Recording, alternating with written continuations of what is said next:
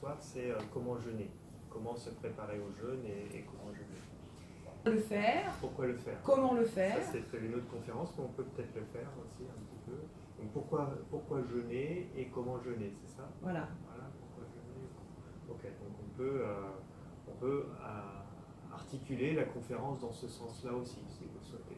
Est-ce que tout le monde veut savoir pourquoi jeûner? À quoi ça sert de jeûner? Ok, donc on va faire ça. Moi, je voudrais savoir aussi si on peut jeûner très très tard dans sa vie. Ah oui, en fonction de l'âge. Oui. Donc ça, je peux vous répondre tout de suite, c'est oui. Donc là, il n'y a pas d'âge. On peut commencer très tôt et on peut commencer très tard.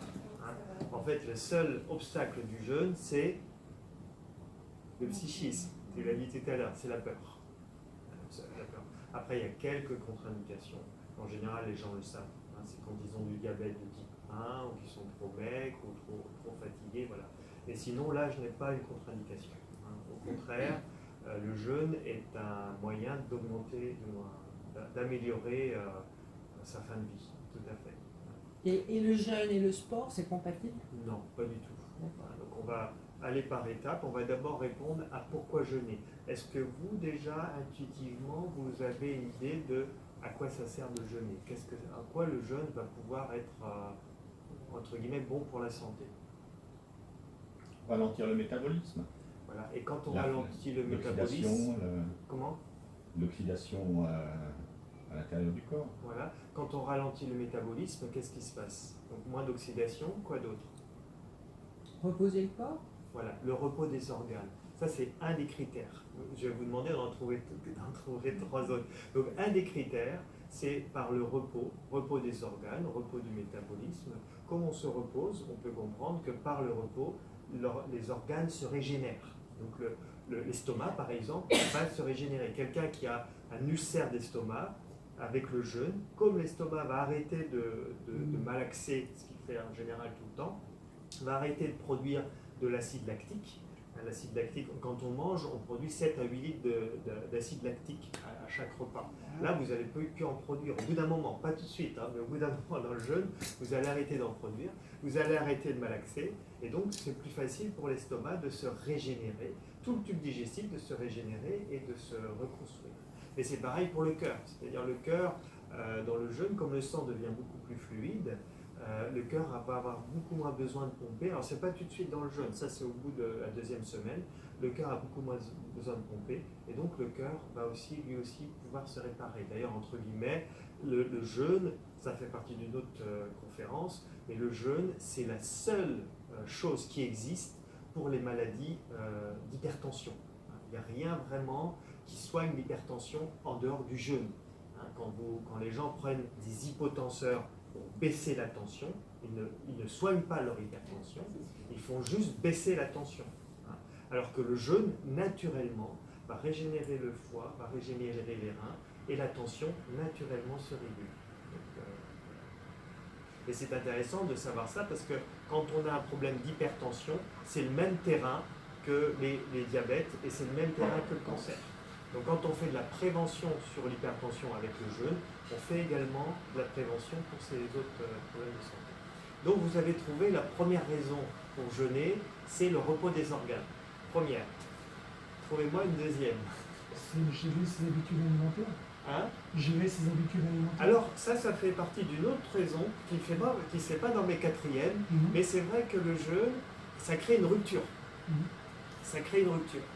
Aujourd'hui, dans les cliniques de détox, où on traite les gens qui sont addicts, les gens qui sont addicts à la cigarette, addicts à l'alcool, et nous sommes tous addicts à la nourriture, eh bien, ce qu'ils essayent de faire, les médecins, c'est les médecins eux-mêmes qui m'ont expliqué, pour traiter l'addiction, c'est de faire une rupture.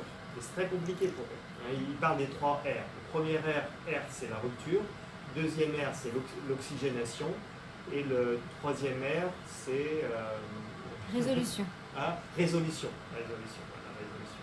Voilà. Donc là, dans le jeûne, c'est ce que nous, on va faire. C'est-à-dire, dans le jeûne, il va y avoir une rupture. Rupture totale, c'est-à-dire, vous ne mangez plus. Vous ne mangez plus. Et donc, c'est un bon moment parce que vous allez être confronté, n'est-ce pas, hein, il y a des difficultés. Vous allez, à un moment donné, vous allez en avoir marre. Voilà. Parce qu'on on est addict au goût, voilà. Et donc, avec cette rupture, en fonction de la durée que vous mettez en place, si en plus vous acceptez de traverser les difficultés, eh bien, après le jeûne, vous serez plus grand, entre guillemets, plus sage et plus apte à décider si vous voulez manger quelque chose ou pas. Bonsoir. Bonsoir. Là, tu peux te mettre dans le cercle, peut-être ici, tiens. Ouais. Ça sera mieux. Voilà. Donc, plus apte à décider, à être moins sujet à vos émotions. Parce que souvent, l'alimentation est très liée aux émotions. On vient combler beaucoup avec le jeûne. Et si on fait tout ça en conscience, bien on arrive, alors pas forcément du premier coup, et progressivement à prendre de plus en plus de distance par rapport à nos émotions. Ce n'est pas refuser les émotions, c'est les accueillir et ne pas confondre qui nous sommes et nos émotions. Et pouvoir, au fur et à mesure, pouvoir mieux les gérer. Donc ça en fait partie, mais c'est plutôt un 5e. Donc j'en veux 3 autres. Donc 3 raisons pour jeûner. Détoxiner. Voilà. La dernière arrivée. Voilà. La première grande raison du jeûne, vous souhaitez quoi? Voilà, nettoyer. Donc la première grande raison du jeûne, c'est la détoxination. Détoxination. Vous connaissez la détoxination? Est-ce que c'est une notion que vous connaissez? Pas du tout. Tu ne connais pas du tout. C'est vrai que moi, j'ai découvert cette notion très tard dans la vie. Et j'étais pendant 17 ans allergique. J'étais allergique. Et j'ai essayé de me soigner avec l'allopathie, avec les désensibilisations. Et jamais on m'a parlé de l'intoxination. Et le jour où j'ai appris qu'on pouvait s'intoxiner et qu'en se détoxinant, on se soignait, il y a 4 maladies sur 5 qui sont liées à l'intoxination. Et l'allergie, l'asthme sont des maladies liées à l'intoxination. Et donc, à partir du moment que j'ai compris l'intoxination, que je me suis détoxiné, j'ai plus d'allergie. Je n'ai plus d'allergie aujourd'hui. J'étais 17 ans, je souffrais avec des rhumes de foin, je souffrais... comment ? C'est ce que tu as? Voilà. Je souffrais avec des rhumes de foin, je souffrais avec des démangeaisons, des yeux qui devenaient rouges. Je prenais des médicaments avant de passer à table parce que j'avais toujours des maux de tête et tout ça. J'étais allergique, intolérant à plein de choses, Mais en fait, en réalité, j'étais intoxiné. Je faisais 20 kilos de plus, j'étais intoxiné, j'avais des maux de tête, j'avais un tas de problèmes de santé.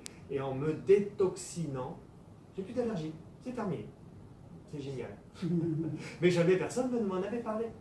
Et donc, l'intoxination, il faut être conscient de ça, parce qu'aujourd'hui, on ne vous en parle pas tellement, à part les gens qui sont vraiment dans le milieu, qui sont avertis, qui s'intéressent à ça.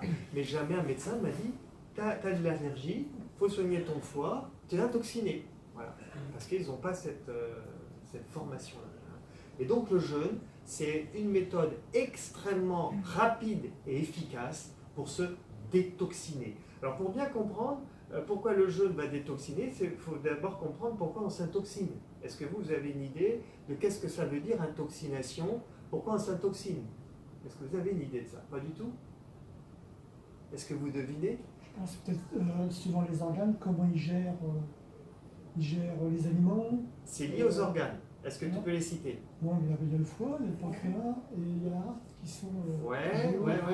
Les intestins aussi. Le psychisme, ouais. Il y en a 2 principaux. Vous les connaissez. Les deux principaux que vous connaissez, qui sont les centres, hein, qui sont les centres, les éboueurs, entre guillemets, les centres de détoxination, les éboueurs. Les 2 grands, c'est, vous l'avez dit, les intestins et les reins. Intestin en 3e. Mais les 2 principaux, intestins et reins. Et les intestins et les reins, ce sont nos émonctoires, on appelle ça des émonctoires. C'est eux qui vont évacuer les toxines. Les intestins filtrent le sang et les reins filtrent le sang. Et ils vont, on le sait, ils vont éliminer les toxines. Normalement, si on se tient bien, si on a une hygiène de vie sobre, si on fait attention, ça devrait suffire. Mais bon, malheureusement, souvent ça ne suffit pas. Donc, il suffit qu'on ait un peu de constipation, un peu d'émotion, comme tu disais, ou alors des excès, comme on va voir bientôt à Noël. Voilà. On a un petit peu d'excès, eh bien, on va s'intoxiner. Et là, c'est le foie qui va, surtout si on a des inflammations intestinales. On va avoir des inflammations intestinales qui vont augmenter les toxines dans le corps. Eh bien, ensuite, c'est le foie qui va prendre le relais, c'est-à-dire quand les intestins ou les reins...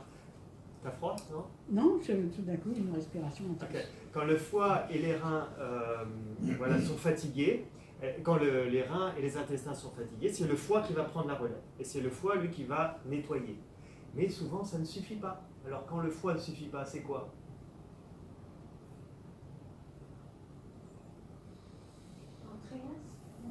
Alors, pancréas un petit peu, mais c'est pas trop sa fonction. Les poumons. C'est les poumons. Hein, on va beaucoup détoxiner par les poumons. Hein, voilà, c'est pour ça que des fois la laine, elle est fétide. On va détoxiner par les poumons. Et un autre émonctoire, deux autres émonctoires qui sont essentiels. La peau. Voilà, on va beaucoup détoxiner par la peau, vous le savez. Hein, c'est-à-dire quand il y a des boutons. Hein, vous faites un excès, ah tiens, j'ai des boutons. Ou alors, le pire, c'est eczéma ou psoriasis. Et quand on a psoriasis, qu'est-ce qu'on fait? Cortisone, n'est-ce pas? Pourquoi on met de la cortisone sur le psoriasis? Alors, on a le psoriasis qui se développe sur la peau, alors que le corps essaye de se détoxiner, le corps essaye de sortir les toxines.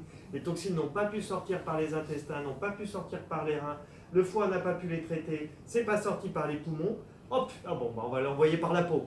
Et là, qu'est-ce qu'on fait? Non, non, non, non, non, non. Moi, je ne veux pas avoir de psoriasis. Je ne veux pas que ça sorte par la peau. Je mets des corticoïdes. Donc, les toxines vont re-rentrer dans le corps. On empêche le corps de se nettoyer en mettant des corticoïdes. Et donc là, on parle de transfert morbide. Souvent, quand les gens développent des psoriasis et qui prennent des corticoïdes ou des pommades, ou des choses comme ça, eh bien derrière, ils peuvent développer des maladies plus graves comme la polyarthrite, des maladies auto-immunes. C'est là qu'on a le démarrage des maladies auto-immunes. Auto-immune qui veut dire une autodestruction parce que le corps ne trouve plus de soupape. Il y a une autre soupape encore qui existe, mais c'est les femmes qui ont cette soupape. C'est l'organe génital. L'organe génital des femmes. Vous avez la chance, tous les mois, sauf si vous êtes en ménopause, tous les mois, vous éliminez par les règles.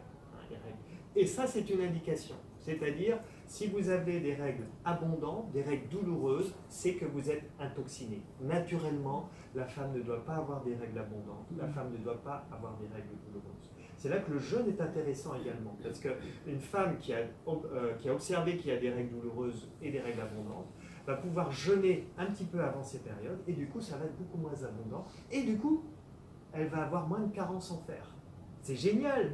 Alors qu'on pourrait croire que le jeûne, on va être en carence, là, c'est un moyen de corriger la carence en fer.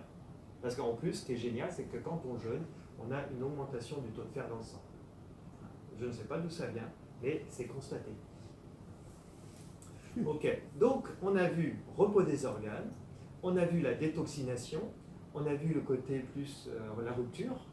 Alors il y a encore deux choses essentielles à comprendre pourquoi le jeûne est intéressant pour la santé. Pour l'énergie.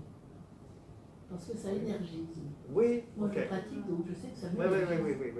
Ok, mais au niveau, oui, donc ça va augmenter la C'est vitalité. vraiment important, ouais. Voilà, mais ça va venir sans doute du fait qu'on est détoxiné, et comme on est détoxiné, on retrouve la vitalité. Hein, voilà. Donc ça rejoint la détoxination pour moi. Hein. Il y a deux autres aspects du jeûne qui sont vraiment très intéressants. L'autophagie. Voilà.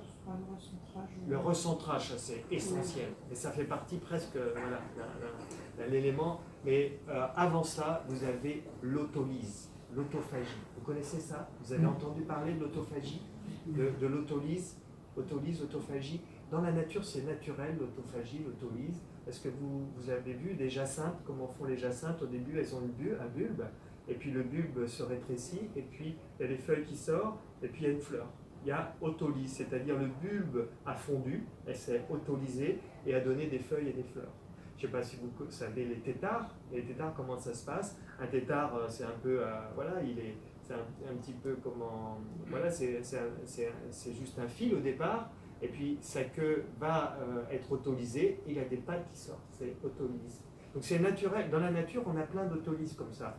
La chenille, c'est fait pareil, la chenille va manger, puis après elle va se transformer en chrysalide, et là elle est totalement autolysée. Si on regarde à l'intérieur de la chrysalide, il n'y a plus que du liquide, et elle va devenir un papillon. Eh bien nous, c'est le même procédé qu'on va utiliser dans le jeûne. dans le jeûne, que vous utilisez déjà en dehors du jeûne, les boucles. Et donc quand on jeûne, les premiers 24 heures, après ça dépend des individus, d'autres ça va être 48 heures, les premiers 24 heures, vous avez un stock de glucose dans le foie. Donc là, vous n'êtes pas vraiment encore en autolyse, vous n'êtes pas vraiment encore en jeûne. Les premiers 24 heures, vous utilisez votre stock qui est dans le foie. Mais après 24 heures, 36 heures, 48 heures selon les individus, il n'y a plus de stock. Donc on devrait mourir. On devrait... il n'y a plus de stock. Et donc là, on ne meurt pas. La preuve,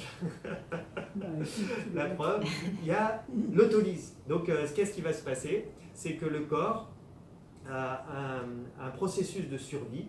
Il va aller chercher dans les réserves. Il va faire fondre les réserves. Et les enzymes, nos enzymes qui sont normalement utilisées pour le système digestif, arrêtent d'être produites.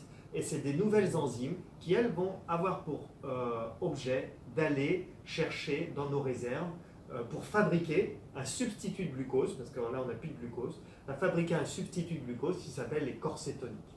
Les corps cétoniques qui vont justement remplacer le glucose dans le sang. Et ça va être votre nouveau carburant. Ça va être le nouveau carburant et c'est ça qui va vous permettre de vivre pendant le jeûne. Alors en quoi cette autolyse est extrêmement intéressante? C'est qu'il y a une intelligence dans le processus de l'autolyse. Et c'est ça qui est merveilleux dans le jeûne. C'est que le corps va choisir en priorité tout ce qui est inutile à la vie.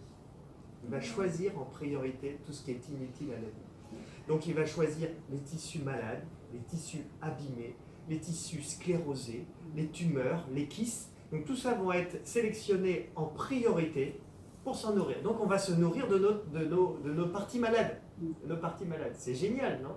Donc voilà. Donc si on a des tumeurs, si on a des kystes, voilà, ça va être autolysé et c'est de ça qu'on va se nourrir. Et surtout, ce qui est génial, c'est que parce qu'il y a une crainte souvent des gens, il y a une crainte du corps médical qui dit ah oui, mais s'il y a autolyse, attention, le cœur il va être autolysé, c'est dangereux. Le cerveau va être autolysé, c'est dangereux. Eh bien non.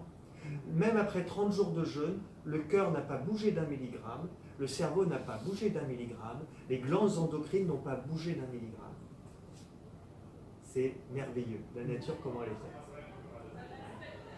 Alors vous en avez trouvé 3, le quatrième, alors le quatrième il est merveilleux aussi, le quatrième, c'est un chercheur qui en parle beaucoup en ce moment, c'est Walter Longo. Walter Longo qui est en train d'expliquer le jeûne, en train d'expliquer qu'est-ce qui se passe dans le jeûne.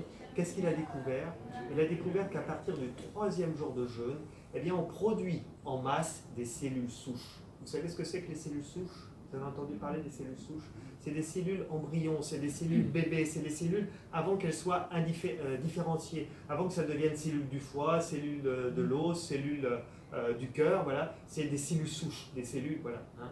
Donc on produit en masse ces cellules souches et qui permet la régénérescence. Donc le corps va se régénérer avec le jeûne, va permettre la régénérescence avec le jeûne. Et en plus, notre système immunitaire est hyper performant, c'est-à-dire à partir du 3e jour de jeûne, c'est là où le système immunitaire est le plus performant. Donc en cas de maladie, c'est génial, parce que c'est la vitalité. Hein. Le système immunitaire reçoit énormément de vitalité. Vous avez un rhume, vous jeûnez 3 jours et voilà, ça va se calmer. Ça n'empêche pas peut-être de prendre des choses à côté, mais voilà, le jeûne va...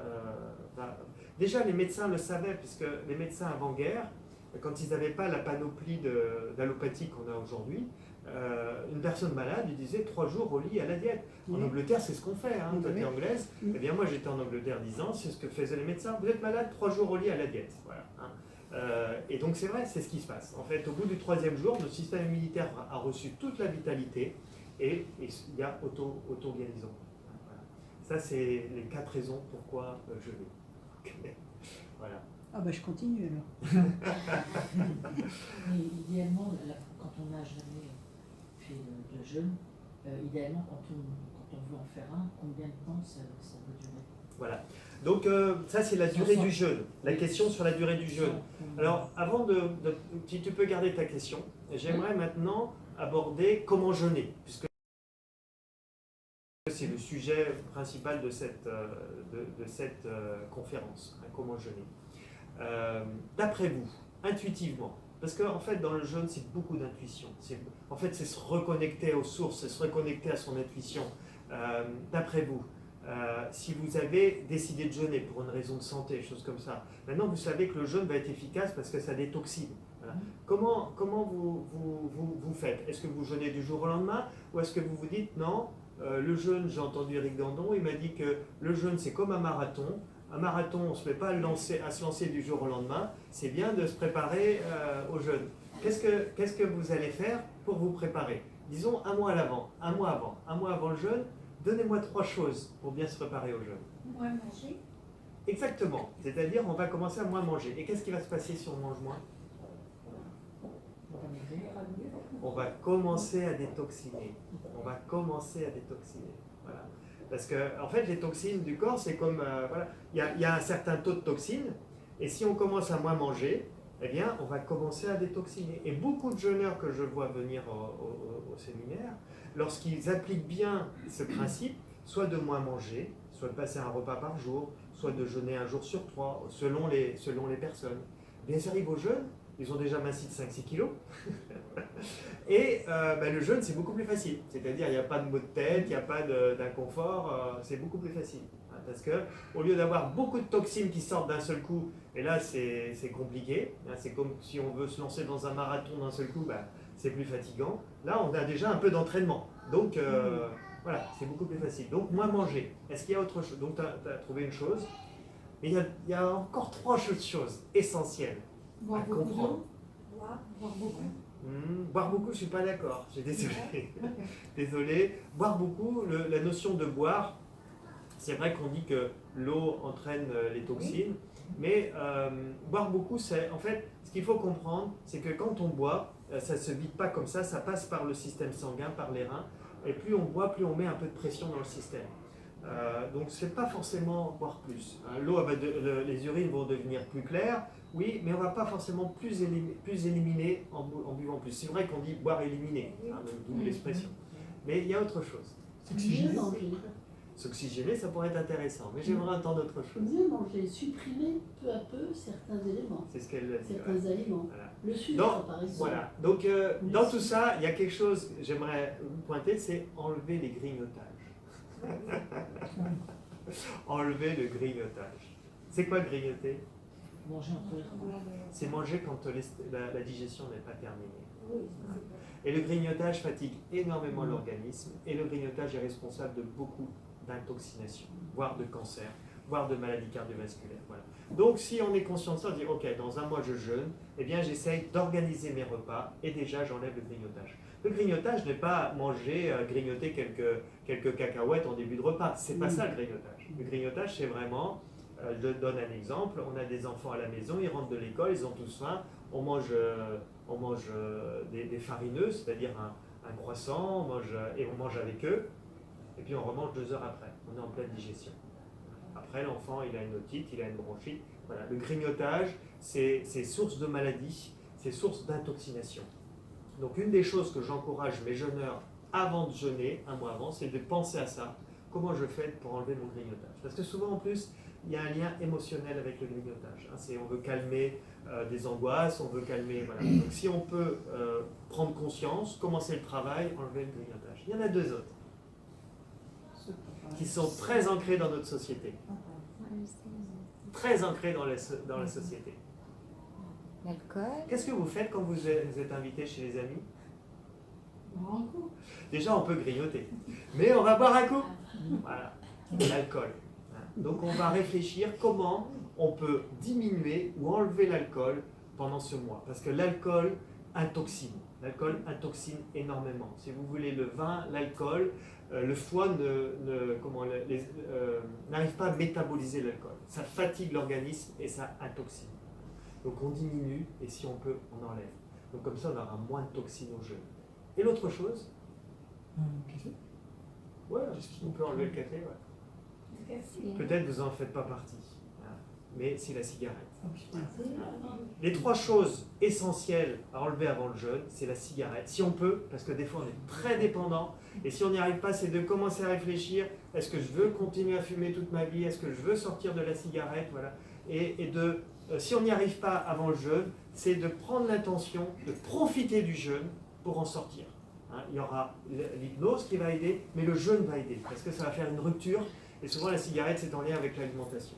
Hein. Et donc, quand il y a cette rupture, c'est une bonne opportunité pour enlever la cigarette. La cigarette, c'est catastrophique. 78 000 personnes tous les ans en meurent, et dans des conditions atroces. Et voilà. L'alcool, 50 000 personnes en meurent chaque année, et c'est pas très bon. Voilà. Donc, on en consomme un petit peu de temps en temps, mais là, en préparation au jeûne, c'est bien qu'on diminue. Voir si on peut enlever, c'est très bien. Voilà. Et le grignotage, toutes ces petites choses. Alors, c'est compliqué ce que je vous dis, parce que c'est des choses qui sont ancrées dans la société, qu'on ne voit même plus, tellement c'est là, tellement c'est présent. Voilà. Voilà. Donc, on a vu les trois choses. Ensuite,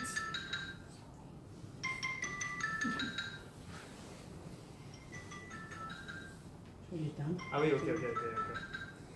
Voilà, ça c'est les trois choses à faire avant le jeûne. Alors là, j'ai commencé à perdre le fil de mon histoire. Il va falloir que je raccroche à ma Je suis présentation. désolée, c'est mon téléphone. Non, c'est moi. Alors je reprends ma présentation. Vous n'auriez peut-être pas dû jeûner avant de... Après, il faut... Ok. Donc aujourd'hui, c'est comment jeûner. Donc l'équipe de comment jeûner, c'est essentiellement moi et Amandine, mais il y a aussi Olivier, on va voir. Donc on est tous les deux, moi je suis surtout passionné du jeûne, de l'alimentation, c'est comme ça que je me suis soigné. Mais l'alimentation me passionne depuis toujours, c'est juste que j'avais un peu mis ça de côté, mais déjà quand j'étais enfant, je m'étais intéressé à ça. Je voulais soigner ma mère avec l'alimentation, mon oncle qui avait le cancer, j'ai essayé de soigner avec l'alimentation. Après j'ai pris des études, j'ai pris une autre... voilà. Mais ça m'intéresse depuis toujours, et ce qui m'intéresse beaucoup, c'est le développement personnel, tout le côté psychologie également. Et puis Amandine, c'est pareil, elle est intéressée par la méditation, par les massages, et tous les deux, on se rencontre sur l'aspect du développement personnel. Voilà. Donc on vous accompagne pendant la semaine de jeûne. Et il y a différents thèmes, on verra tout à l'heure. Là, en thalasso, c'est surtout le jeûne et la thalasso.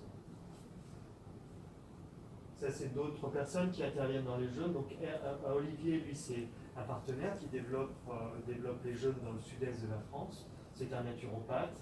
Et puis, Hervé et Nadia, eux, ils ont plus une action sur le côté psychologique. Ils interviennent en cours de semaine pour donner des indications pour s'améliorer.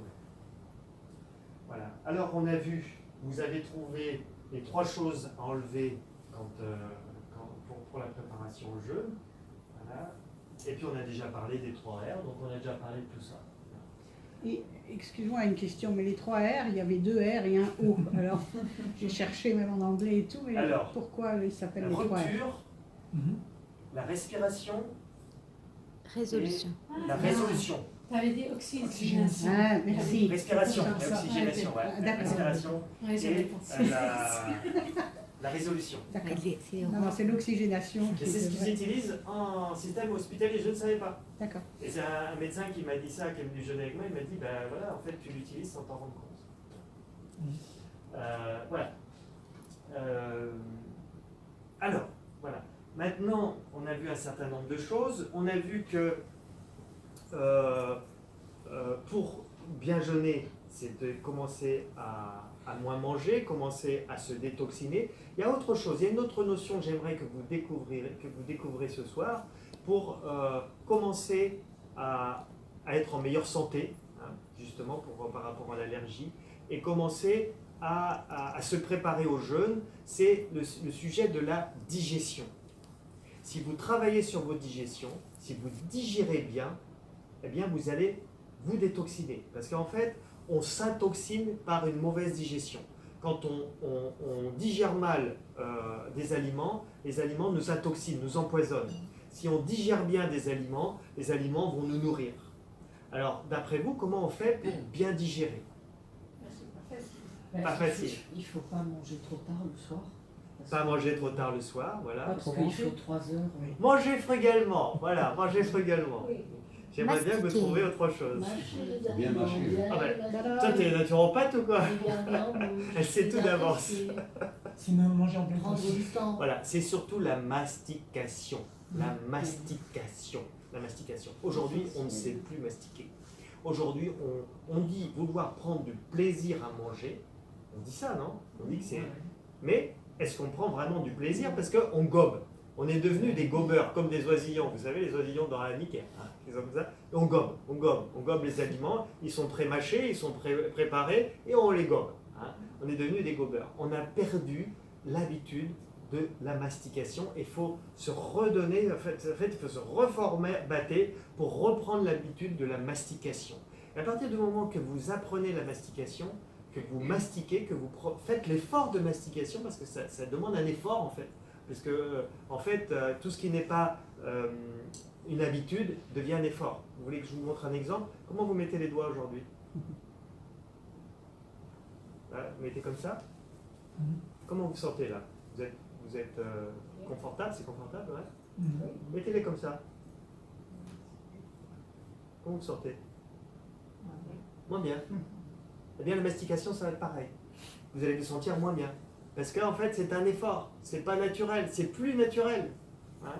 Et donc, ça demande un effort. Ça demande à y penser, à le noter peut-être, et à compter combien de fois on mastique pour y penser, hein, pour le faire en place. Mais c'est vrai que si on l'applique, la mastication, on découvre qu'il y a peut-être plus d'arômes dans un mets qu'on imaginait. Donc finalement, on a peut-être encore plus de plaisir. Et si on mastique, eh bien, on va manger frugalement. Parce qu'en fait, eh bien, le fait de mastiquer, on arrive à satiété beaucoup plus rapidement. Surtout si on mastique et puis qu'on s'applique à préparer moins. Parce que souvent, on prépare un peu trop, on se dit il faut pas qu'on manque, on prépare un peu trop et on se force. Bah oui, on va pas laisser ça quand même, allez, il faut finir l'assiette. Ah oui, mais après on s'intoxine et après il faut faire une cure de jeûne. Donc le démarrage, c'est ça, la mastication. Donc si vous apprenez à bien mastiquer, vous allez commencer à détoxiner. Et le jeûne, ça va devenir de plus en plus facile. Vous allez manger frugalement. Après, il y a plein d'autres notions pour la digestion. Et je ne veux pas trop vous encombrer la tête ce soir. Mais en bref, voilà, c'est mastiquer, c'est des repas frugaux, c'est éviter les aliments réchauffés ou les aliments que vous faites sur plusieurs jours. Ça, c'est difficile à digérer, ça intoxine beaucoup et ça nourrit peu. C'est également les fruits crus au repas. Les fruits crus au repas vont gêner la digestion. C'est le miel dans le repas, il vaut mieux prendre le miel seul en dehors du repas. Tout ça, ça va être des petits ajustements que nous, on forme les gens avant le jeûne pour que déjà, ils puissent mettre des choses en place. Pour déjà, alors après, ça fait beaucoup de choses et c'est vrai que les gens n'ont pas forcément la capacité de tout mettre en place. Mais déjà, il y aura un peu de mise en place. Le jeûne sera plus facile et puis on va répéter l'information au jeûne de manière qu'après, voilà, les gens puissent de plus en plus changer leur mode. En fait. Parce que ce que je trouve intéressant dans le jeûne, c'est que ça vous donne un outil pour retrouver la santé. Hein, quand on comprend le jeûne, comprend l'alimentation, on peut retrouver ou même améliorer la santé. Mais c'est un petit peu, comment dire, un coup d'épée dans l'eau. Si on jeûne une semaine, et puis qu'après, on fait n'importe quoi. Ça va peut-être nous améliorer quelque temps, mais hein, voilà. Donc c'est pour ça que sur la durée, c'est bien si on arrive à changer ses habitudes. Tu n'as pas dit le côté qui pour moi était intéressant, que quand on mastique, la salive commence le travail de digestion. Oui. Moi, c'est ça qui me motive. C'est ça qui t'a motivé, ouais. Ouais. Voilà, c'est ça. Pourquoi le fait de mastiquer, on digère mieux? C'est parce que déjà, les aliments sont plus fragmentés, tout ça, mais aussi parce que la digestion commence dans la bouche. La digestion, la salive va commencer la digestion. Donc du coup, dans l'estomac, après, il n'y a presque plus de travail, ou beaucoup moins de travail. Et du coup, après la digestion, vous n'avez pas le coup de pompe d'habitude. Là, vous pouvez, après avoir mangé, vous pouvez faire une conférence. Parce que vous n'êtes pas fatigué comme c'est souvent le cas. Ok. Alors, il y a quelques autres éléments ici que j'avais notés. Donc, sortir de table avec la faim. Les inhibiteurs de digestion, on en a déjà un peu parlé. C'est le miel, c'est des choses comme ça.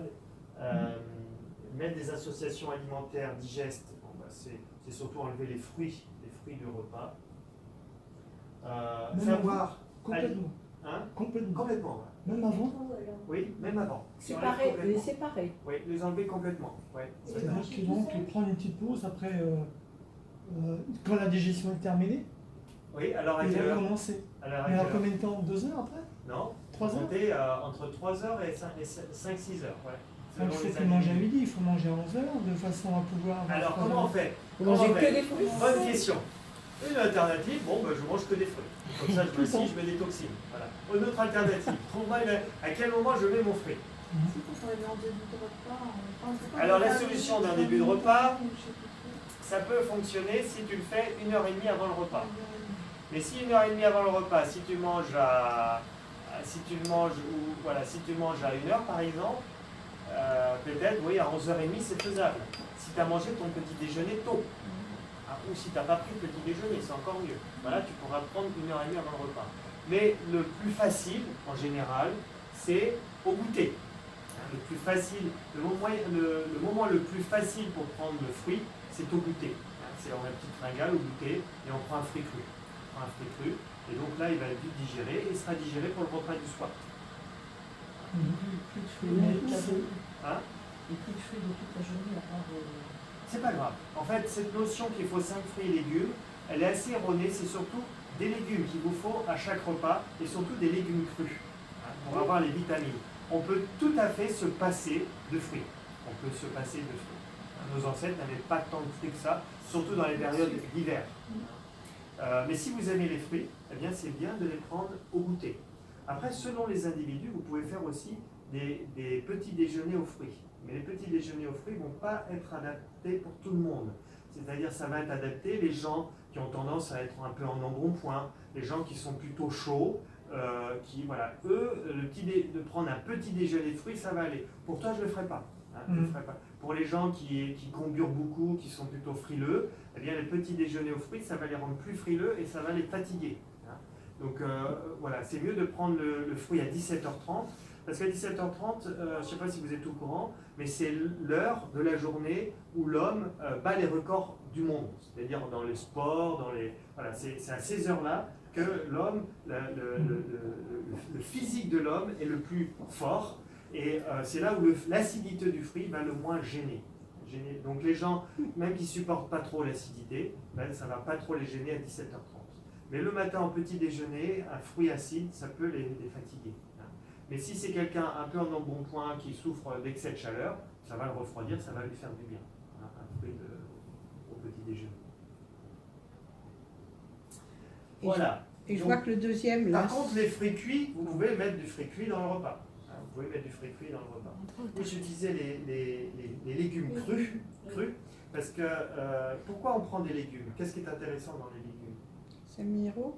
Il y a des sels minéraux, Des vitamines. mais ça, même cuit, tu les auras, les sels minéraux, mais c'est surtout les vitamines. Et il nous faut des vitamines.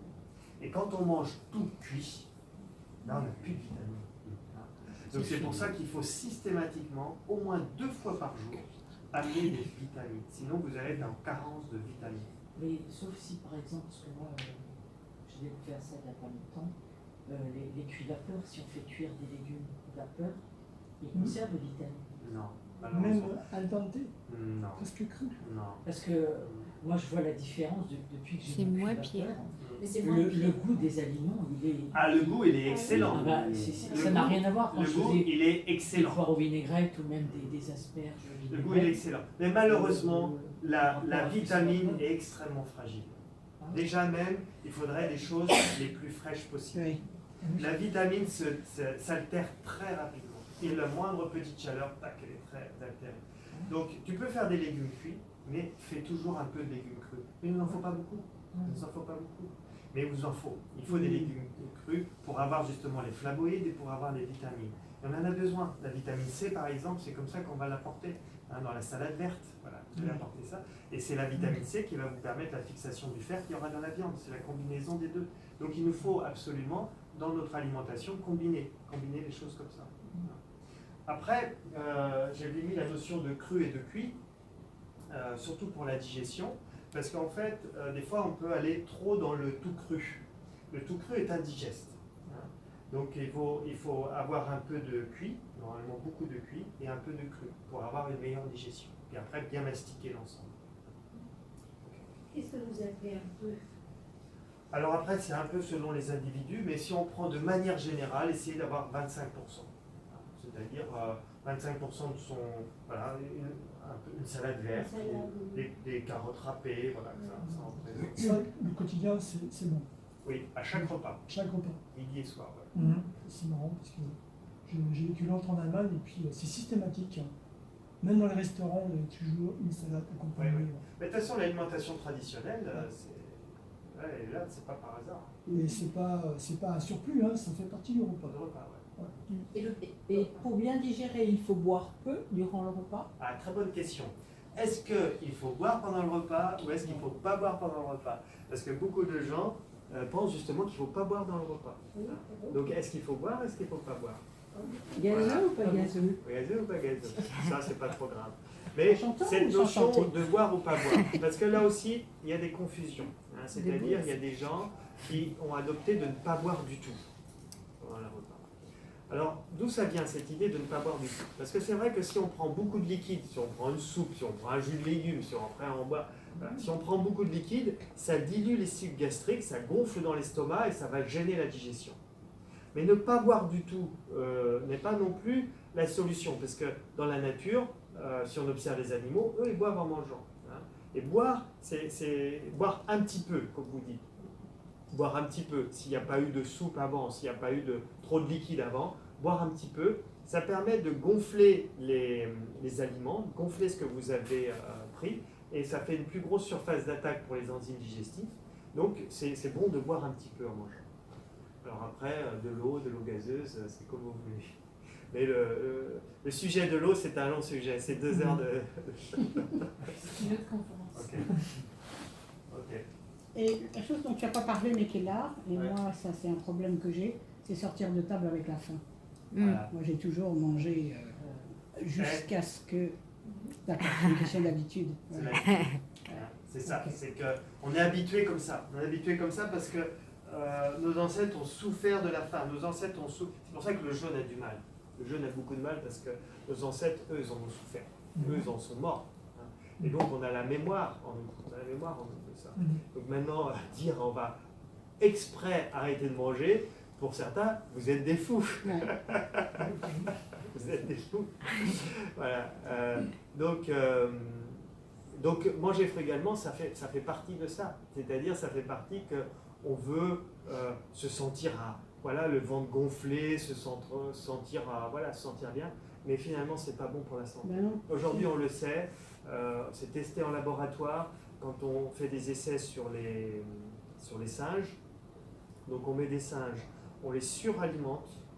Eh bien, très vite, ils développent les mêmes maladies que les hommes, c'est-à-dire ils développent l'hypertension, le diabète, et on raccourcit leur durée de vie de 30%. On fait l'inverse à la même famille de singes. Même famille de singes, on fait l'inverse, c'est-à-dire on les sous-alimente. Oui. On les affame. Vous vous rendez compte? On va les affamer. On va croire, attention, on va avoir des carences, attention, ils vont être faibles. On augmente leur durée de vie. On augmente leur durée de vie de 25 à 30%. Vous imaginez? Une personne sous-alimentée va augmenter sa durée de vie. Très intéressant. Et pour la frugalité, on a l'exemple sur Terre, c'est Okinawa, les gens d'Okinawa, les Japonais. Eux, ils ont comme principe culturel, alors que nous, on a principe culturel, tu invites quelqu'un, tu lui offres à manger, tu lui offres à boire, donc, et puis en abondance. Eux, ils ont comme principe culturel de jamais remplir un estomac. C'est-à-dire, eux, leur principe culturel, un estomac, tu le remplis au 8 dixièmes. C'est-à-dire, un estomac rempli au 10 dixièmes, c'est le médecin. Un estomac rempli au 8 dixièmes, c'est la santé. Et ça, c'est leur principe, c'est leur culture. C'est leur culture. Et eux, résultat, ils vivent jusqu'à 130 ans. Donc on voit bien que tout de suite, il y a comme un levier là qui n'est pas utilisé. Hein, on se programme pour mourir à 80 ans, alors que si on utilise des leviers dans le quotidien, en faisant attention à son alimentation, en jeûnant, en mangeant un petit peu moins, en mangeant frugalement, en mastiquant, paf, on se met à vivre plus longtemps. Et est-ce que c'est de manger moins de jeûner ou est-ce que c'est de manger mieux et d'enlever toute la malbouffe, tout ce qui est les conservateurs, manger sain? Tu voudrais une solution? Non, en fait, il n'y a pas pose la une question solution, entre- c'est tout, multifactoriel. C'est multifactoriel, c'est un ensemble de solutions. c'est un ensemble de choses. Parce que dans ce que j'entends, c'est tous les produits transformés. Hein. Oui, Voilà. Aujourd'hui, nos soucis, nos problèmes de santé viennent du trop manger, viennent d'absence de mastication, mais viennent en plus de tous ces produits transformés. Avant-guerre, nos parents faisaient eux-mêmes à manger. Aujourd'hui, je vois des personnes qui font attention à leur santé, qui vont manger bio. Moi, le premier, quand je me suis mis à manger bio, je parlais de moi. Moi, je me suis mis à manger bio. Je ne savais pas cuisiner. Je voulais faire attention à ma santé. Je me suis mis à manger bio, mais je ne savais pas cuisiner. J'achetais les plats préparés bio. J'achetais les conserves bio. Mais j'en vois plein. C'est pas ça. C'est pas ça la santé. Aujourd'hui, si on regarde l'évolution de l'homme, l'homme préhistorique était plutôt en bonne santé. Il n'avait pas de caries. Bon, c'était physique, c'était des hommes physiques. Hein, et ils n'avaient pas de caries. La carie n'existait pas, vous vous rendez compte? La carie n'existait pas. Et ils avaient plutôt une ossature solide. Les problèmes de santé, les problèmes de carie sont apparus quand l'homme s'est sédentarisé. C'est-à-dire qu'ils sont devenus des agriculteurs, qui se sont organisés, qui ont consommé plus de féculents. Là, on a commencé à avoir des problèmes de carie. Mais alors, c'est venu exponentiel à partir de l'industrialisation, à partir du moment où on a sorti l'alimentation du foyer, où on a préparé les aliments dans des usines et que les gens ont acheté du tout préparé qui font cuire au micro-ondes. Et dedans, il y a tout plein de conservateurs, il y a plus, et là, c'est là que c'est délétère pour la santé. Voilà. Et c'est vrai que le jeûne, c'est manger moins, c'est faire attention à se détoxiner, mais c'est aussi quand on mange, prendre du plaisir à se faire à manger, à cuisiner. Moi, ça m'a mis du temps parce que j'étais un handicapé de la cuisine. Hein. Mais voilà, c'est savoir se faire à manger, savoir se préparer à manger avec des choses simples, avec du riz, avec de la pomme de terre, avec de la viande, avec des crudités. Voilà. Et est-ce que sortir de table avec la faim, cela peut être revu si on fait un bon petit déjeuner, on ne prend rien pour le déjeuner et qu'on prenne un repas léger le soir? Très bien, oui, tout à fait. Et on peut manger un peu plus au petit déjeuner puisqu'on se dit qu'on va devoir durer toute la journée. Après, c'est vous qui arrangez les choses comme vous le pouvez, hein, ou comme vous le souhaitez. Mais c'est vrai qu'aujourd'hui, le fait de manger petit déjeuner, goûter et soir, c'est beaucoup. C'est beaucoup. Et ça, c'est quelque chose aussi qui nous a été martelé, au même titre qu'il fallait manger trois produits laitiers par jour. Voilà. On nous a un petit peu formaté pour pour consommer. Hein. Et résultat, après, derrière, c'est quand même des problèmes de santé. Hein. Aujourd'hui, on sait que les produits laitiers, 3 fois par jour, c'est un crime. C'est un crime pour la santé des gens. Donc, eh bien, c'est pareil. C'est-à-dire, soit on mange frugalement, si on y arrive, soit on se dit, peut-être, je vais enlever des repas. Hein. J'enlève peut-être le repas du midi, ou j'enlève le repas du soir. D'autres vont être plus confortables à enlever le repas du matin, à la fin de matin, donc je ne mange pas le matin. J'attends la fin. Hein. Donc après, c'est chacun s'organise en fonction de son emploi du temps, en fonction de comment il vit, quoi. Hein. Les produits laitiers, la norme, c'est combien? Avant-guerre, nous consommions 5 kilos par an et par habitant.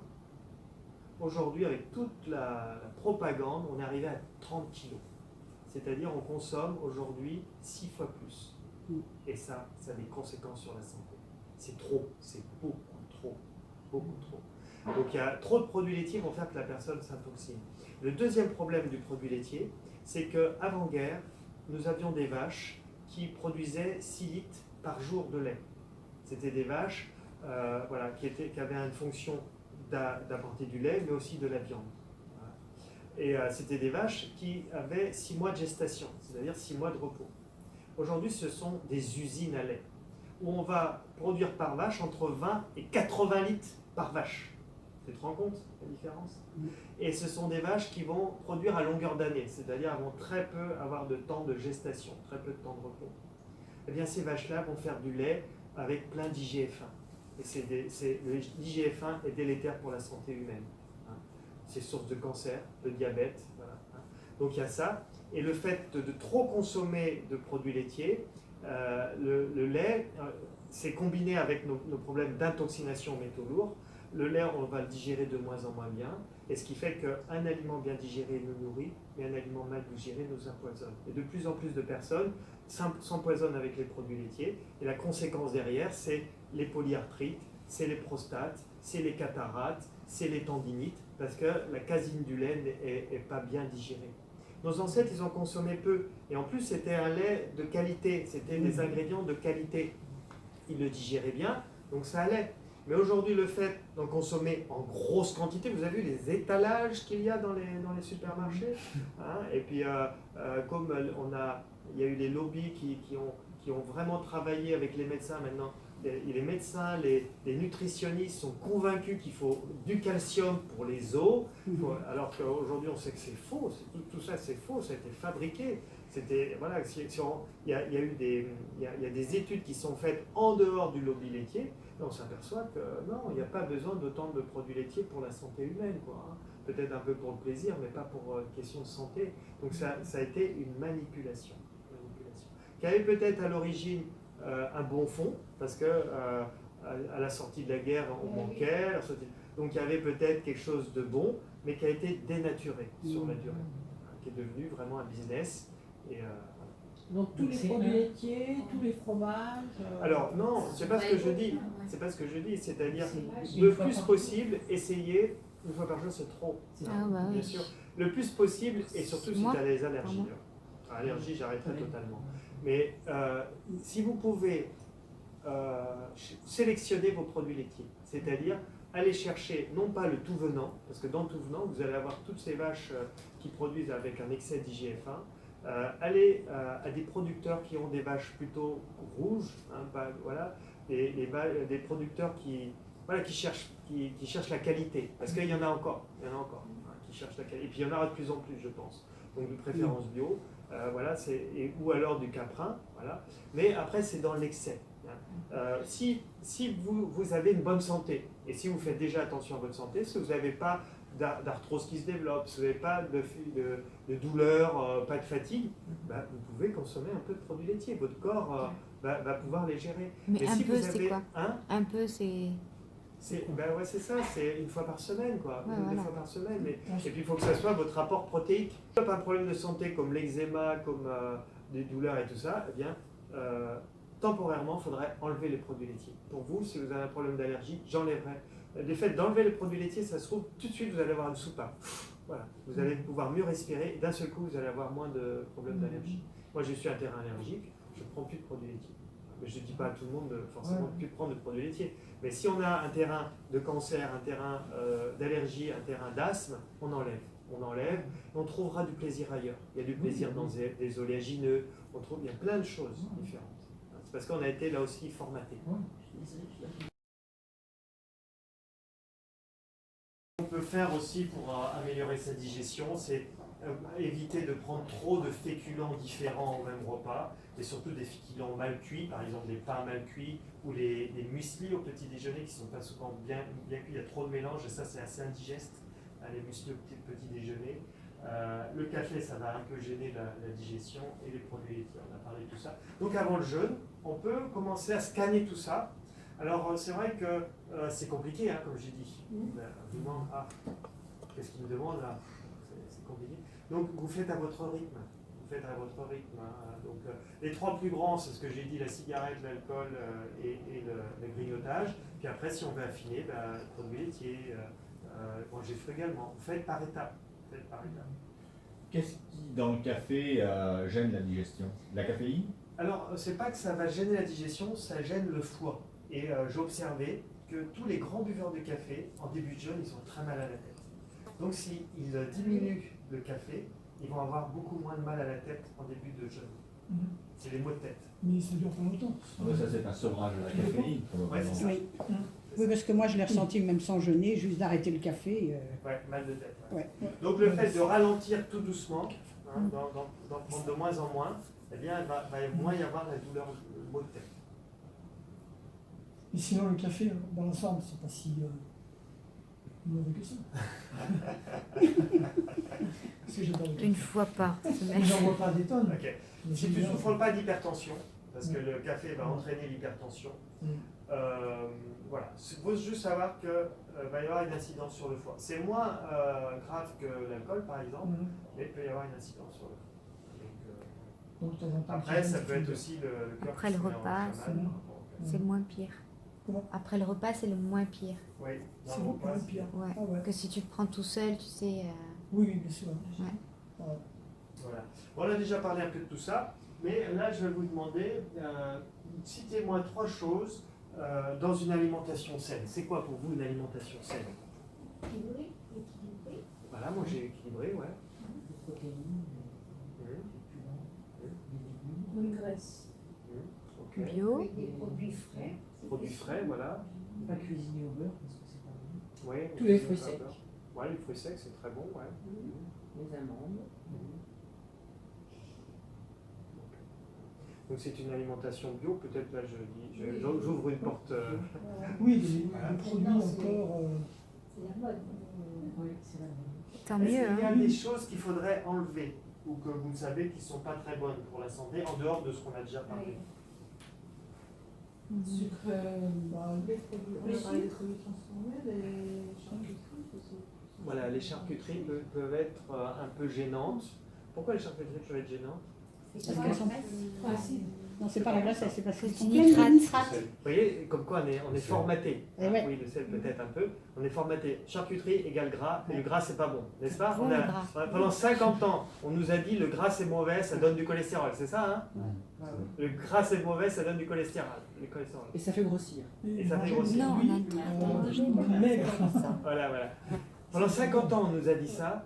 C'est là aussi un mensonge. Hein. Le gras n'est pas un problème. Le gras, c'est plutôt bon. Mais le problème de la charcuterie, c'est pas forcément le gras. Il y a Vous avez des choses ajoutées. Voilà. Les Oh, vous êtes nitrates. forte, hein, madame. Vous êtes très forte. J'ai un montage, c'est Voilà. tout. Dans la charcuterie, pour la charcuterie, pour la rendre, pour pas qu'il y ait Conserver. d'infection, Oui. on va mettre des conservateurs. On va mettre des conservateurs. Même dans la charcuterie bio, ils rajoutent, quand vous avez du jambon rose, le jambon n'est pas rose. Voilà, ils vont arroser la charcuterie de nitrate. Ce nitrate va se combiner avec le fer de la viande, voilà, qui va faire des nitrosamines, et ça c'est cancérigène. Donc voilà, c'est pour ça que la charcuterie est mauvaise. C'est pas parce que c'est gras. Donc, si vous avez une charcuterie, vous êtes sûr qu'il n'y a pas de nitrate dedans, bah oui, Ça se trouve, peut être hein. intéressant, mais bon, Mhm. faut la trouver. Si, si, hein. maman. Mais Et même dans la viande aujourd'hui, il faut vraiment une viande bio. Et si vous allez au producteur, c'est mieux. Parce que quand je vois les viandes de supermarché où c'est rouge, la viande est rouge écarlate, c'est pas naturel. Hein. voilà. Ils mettent des produits dessus pour que ça fasse bien rouge. Voilà. Mais c'est pour la vente. Faut Pour savoir la que vente, c'est bien pour la sûr. vente. C'est Oui. pour là, c'est pour les gens. Ah oui, mais votre viande, elle est malade. Elle a l'air bien fraîche. rouge. Voilà. Parce qu'on a eu- Alors que la viande, il faut Mhm. qu'elle se défasse Ouais. un peu, qu'elle soit. Elle peut Elle être- est même pas rose, elle est un peu. Ouais. Voilà. C'est vrai. Donc en fait c'est ça le problème. C'est pas la charcuterie, c'est pas le gras de la charcuterie. Vous pouvez en prendre, ça ne donne Les pas de frites, c'est bon, cholestérol. les frites. Et même le cholestérol, c'est pas grave. Alors là peut-être vous n'êtes pas au courant, alors ça Il y a va le vous bon et le surprendre. mauvais cholestérol. Non, il n'y a pas de bon et de mauvais cholestérol. Je vous invite à voir Cholestérol le Grand Bluff, hein, où il y a Delors Géril, un médecin du CNRS qui explique le cholestérol du Grand Bluff, va vous dire qu'on ne peut pas avoir du bon et du mauvais cholestérol, parce que c'est comme si on disait l'oxygène c'est bon et le gaz carbonique c'est mauvais. Parce qu'en fait, le cholestérol a un cycle, et donc en fonction du moment dans le cycle, eh bien, à un moment donné, il est LDL, et puis à un autre moment, mais c'est la même chose. Hein. Donc il n'y a pas de bon et de mauvais cholestérol, d'une part, et le cholestérol est innocent dans les maladies cardiovasculaires. Ça ne veut pas dire qu'il faut avoir du cholestérol, parce que quand on a beaucoup de cholestérol, ça veut dire qu'on a un terrain malade. On a un foie malade, donc il faut corriger. Mais pas faire descendre le cholestérol avec des médicaments, parce que qu'est-ce qu'on fait aujourd'hui? On a un excès de cholestérol, on n'essaye pas de corriger, on fait baisser le cholestérol, et on laisse la personne malade. Hein. Non, il faut corriger. C'est que dans son hygiène, il y a quelque chose qui ne convient pas, et qui fait que son corps produit trop de cholestérol. Mais avoir un petit peu de cholestérol, c'est pas grave. Le cholestérol, le corps en a besoin. On a besoin pour le cerveau. En prenant des statines, je ne sais pas s'il y a parmi vous des gens qui prennent des statines, eh bien, on a des maladies graves derrière. C'est-à-dire, on a des problèmes d'Alzheimer. Voilà. Parce qu'il ne faut pas faire baisser le cholestérol. Le cholestérol, c'est le corps prend beaucoup d'énergie pour fabriquer son cholestérol. Et mettre les statines pour faire baisser le cholestérol, c'est pas bon pour la santé. Hein, parce que, voilà. Donc, et donc, le cholestérol, si on en a trop, c'est probablement qu'on grignote, peut-être qu'on mange en surabondance ou qu'on a un foie qui ne va pas bien. Donc, il faut régler ça, mais pas forcément prendre quelque chose pour faire baisser le cholestérol. Okay. Donc, c'était l'aparté par rapport à la charcuterie. Donc, la charcuterie, c'est pas mauvais, sauf que souvent, elle est contaminée avec les produits, les conservateurs. Amandine disait juste que ça se trouve, le saucisson sans nitrate. Voilà, bah, si vous en trouvez. Comme le jambon sans nitrate, vous en trouvez, mais il ne sera pas rose. Non. Non, c'est bien de savoir. Ouais, ouais. Voilà. Ouais, c'est vrai. Ok. Alors, il y a d'autres sujets, peut-être qui ne vous concernent pas. Donc, on a, en fait, c'est le soja. Donc, avant le jeûne, si on peut enlever le soja. Est-ce que vous consommez du soja? Voilà, c'est les choses que je demande. Consommer du soja. Ouais, voilà. Donc, ça, c'est une chose à enlever. Le soja qu'on utilise un peu pour remplacer les produits laitiers, parce qu'on a matraqué les produits laitiers, donc maintenant les gens prennent du soja.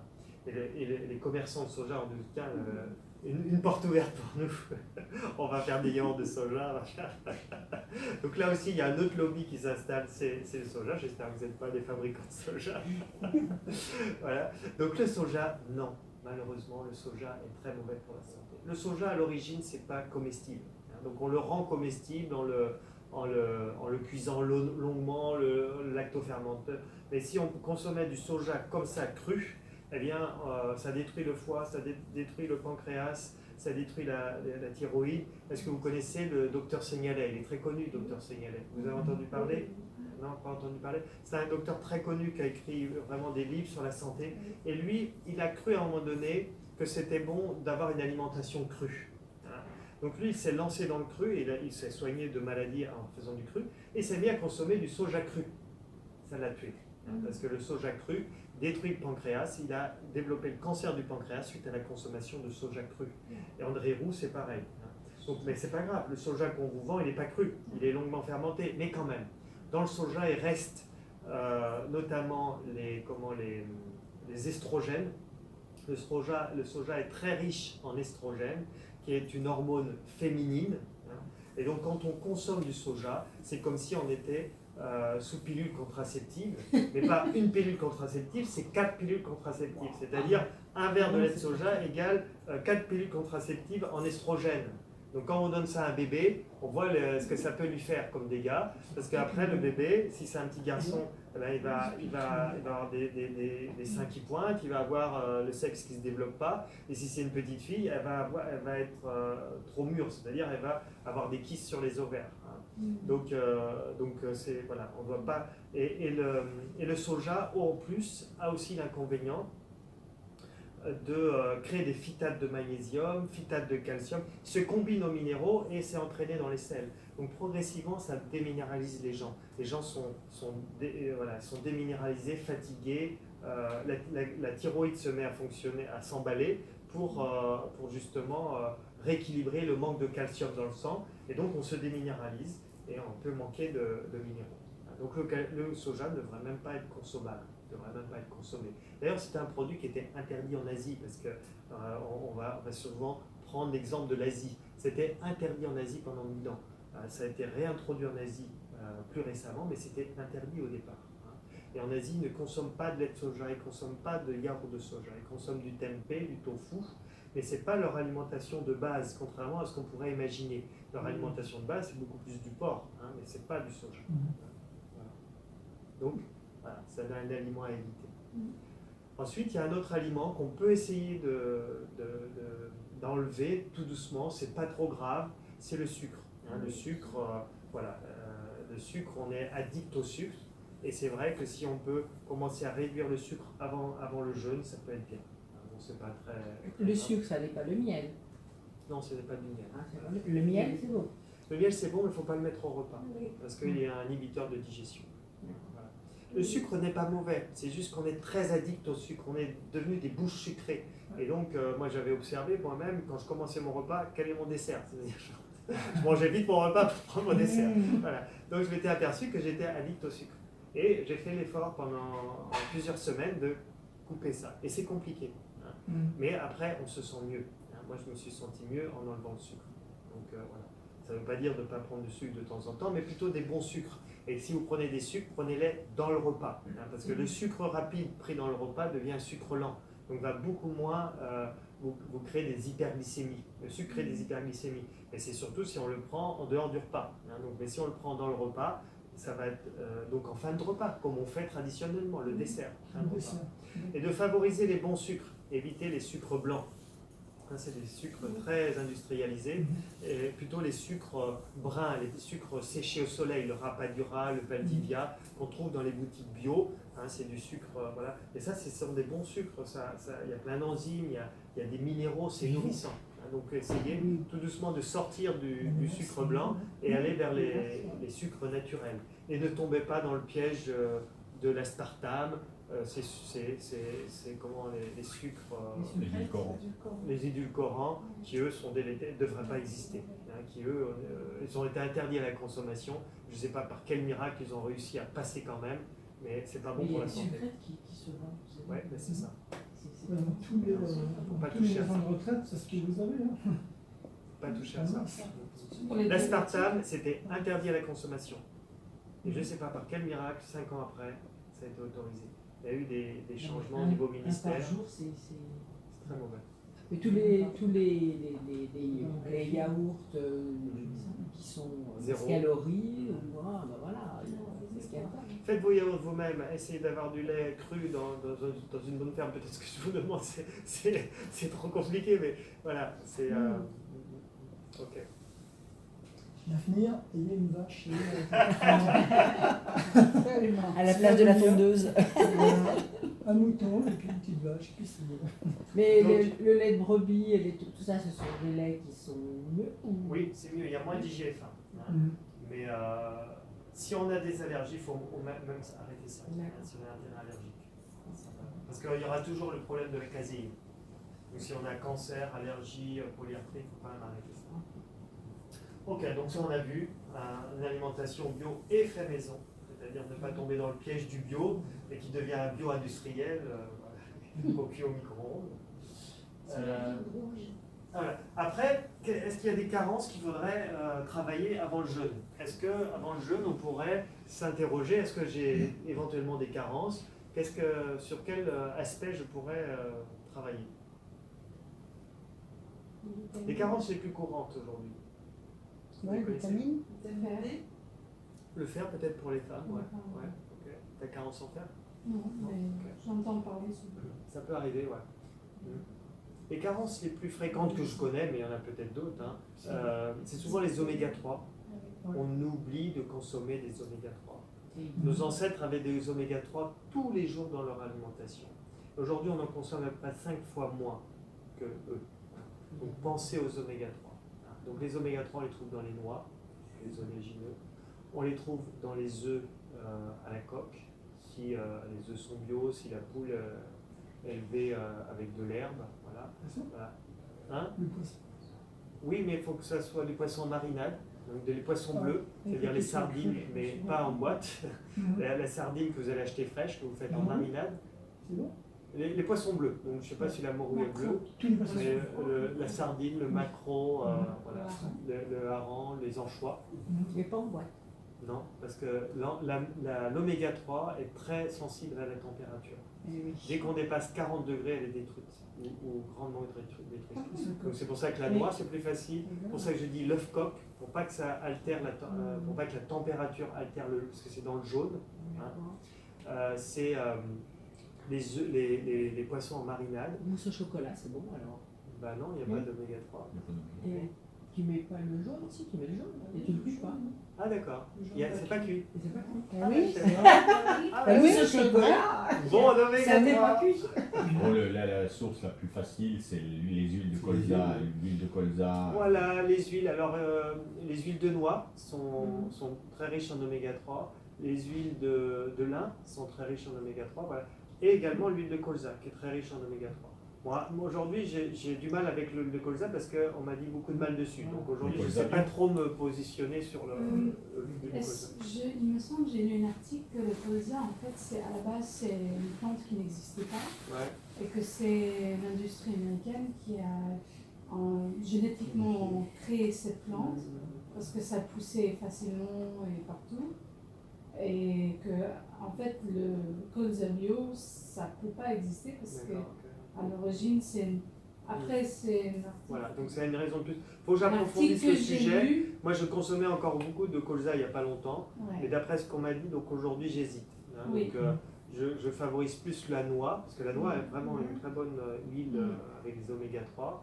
Le lin, c'est une huile riche. Alors, toutes ces huiles doivent être pressées à froid, hein, parce que sinon, la température va tuer l'oméga 3. Et conservé au frigidaire. Ouais, et voilà. Parce que sinon, si c'est pas au frigidaire, l'huile de noix, ça devient également nocif. Voilà, ça s'oxyde. Donc c'est obligatoirement au frigidaire. Mais l'huile de noix, vous ne pouvez pas cuisiner avec. Donc vous pouvez cuisiner avec l'huile d'olive, l'huile de colza, l'huile de coco. Voilà.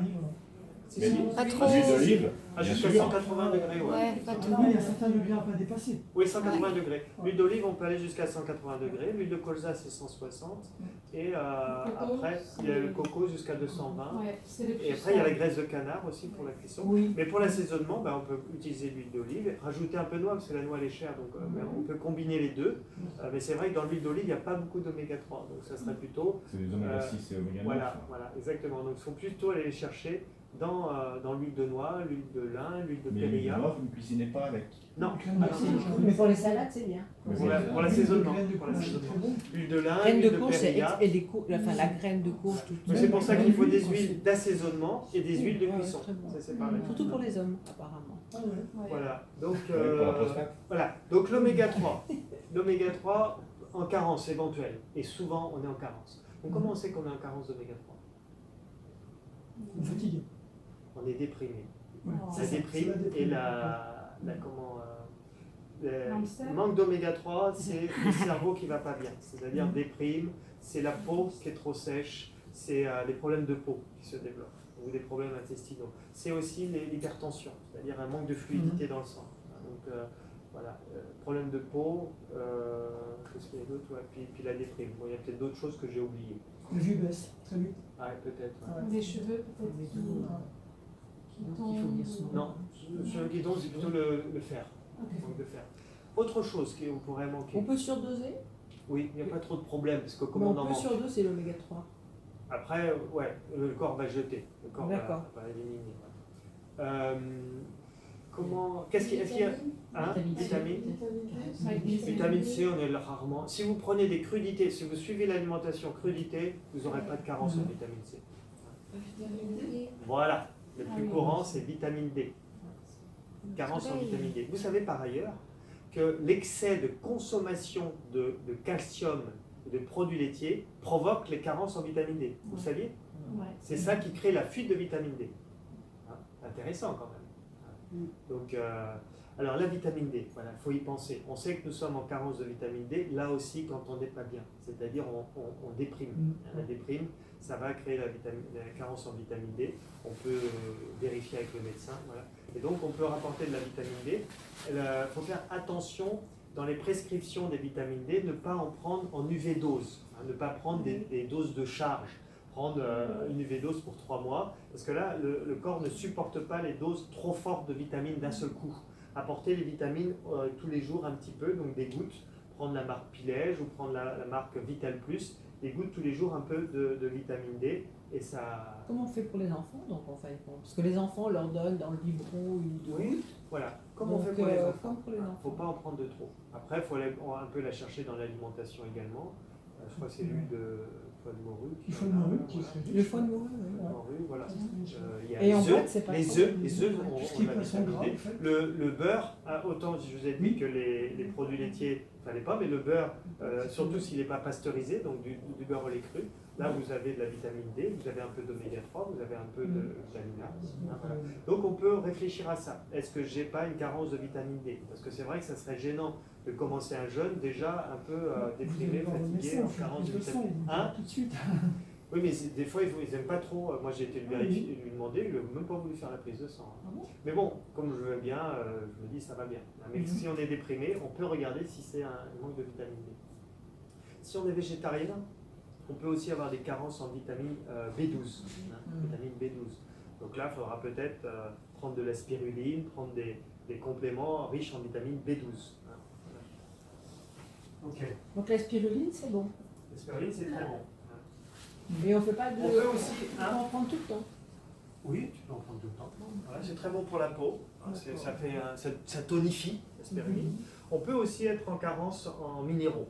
Donc là, je ne vois pas de personnes autour de nous qui peuvent être en carence minéraux, mais des fois, on doit jeûner parce qu'on a une grave maladie et on est en carence de minéraux. Donc en carence minéraux, en général, on est un peu en sous-poids. On est plutôt en sous-poids.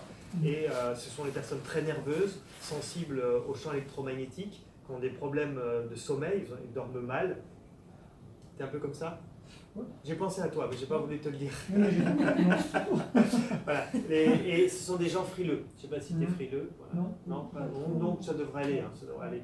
Voilà, donc les gens frileux, les gens qui ont des problèmes d'insomnie, des problèmes de nervosité qui s'angoissent pour rien, peuvent avoir des carences minérales. Donc là, on peut apporter des minéraux.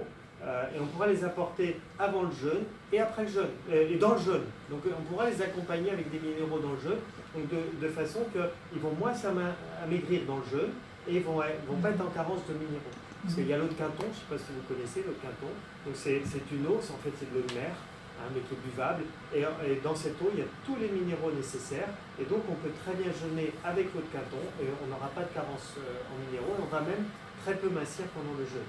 Et on l'achète où cette eau? Sur internet, tu trouves, il y a des vendeurs de Quinton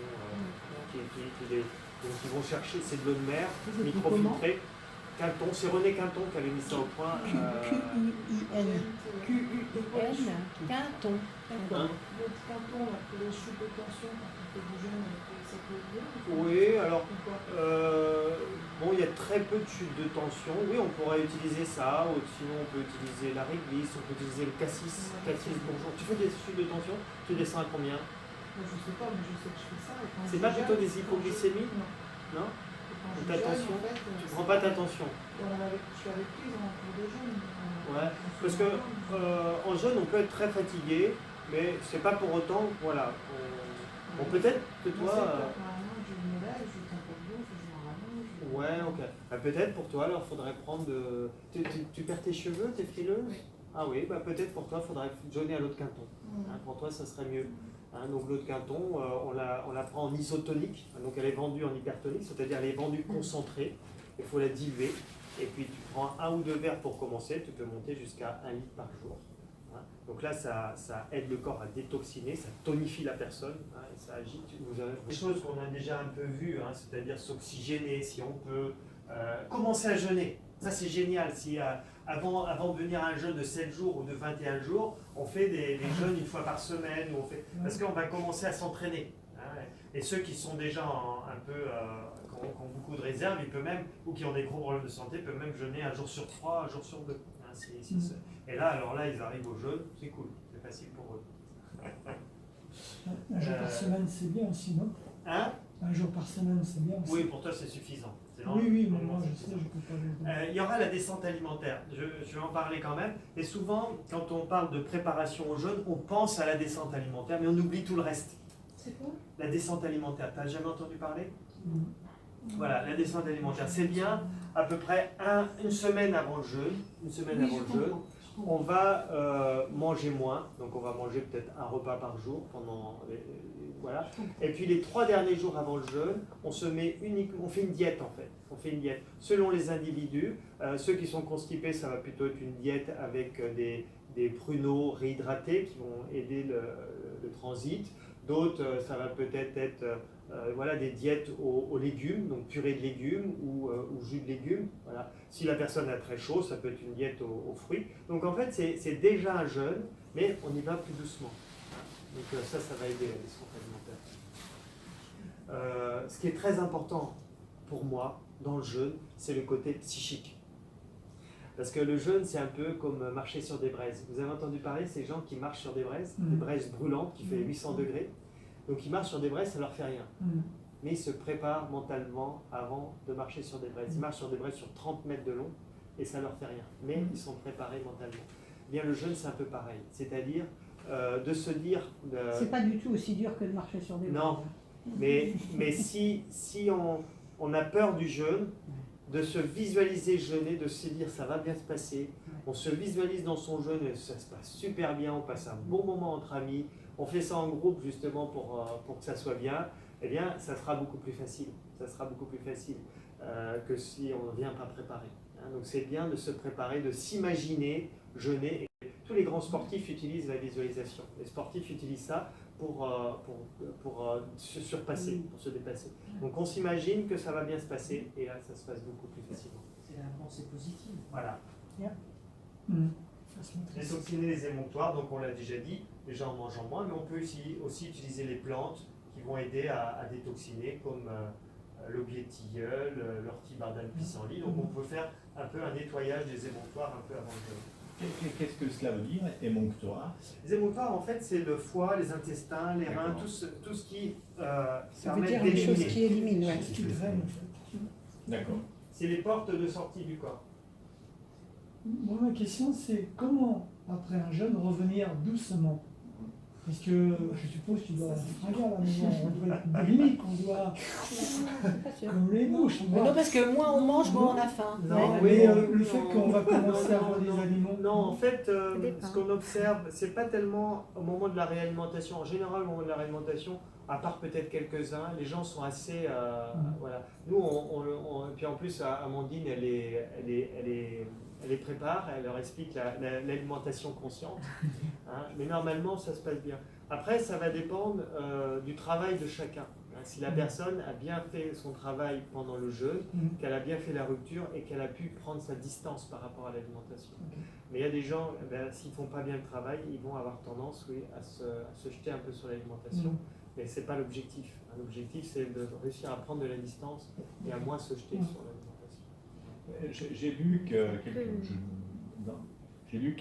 je ne me souviens plus où j'ai lu cela, mais à partir du moment où on jeûne et que l'on commence à maigrir, quand les graisses fondent, elles libèrent des toxines et il y a création d'un enzyme qui est un coup de faim. Donc, à partir du moment où on maigrit, on a de moins en moins faim. D'accord. Dans le jeûne, on a de moins en moins. Ouais. Donc, on revient où tu dis, moi, je n'ai pas besoin de faire autant. Donc, il y a des types. Il y a des types pour le Je n'ai jeûne. pas compris. Toi? Tu m'as dit que je ne dois pas automatiquement jeûner longtemps. Non, je vois pas l'intérêt. Tu as des problèmes de santé?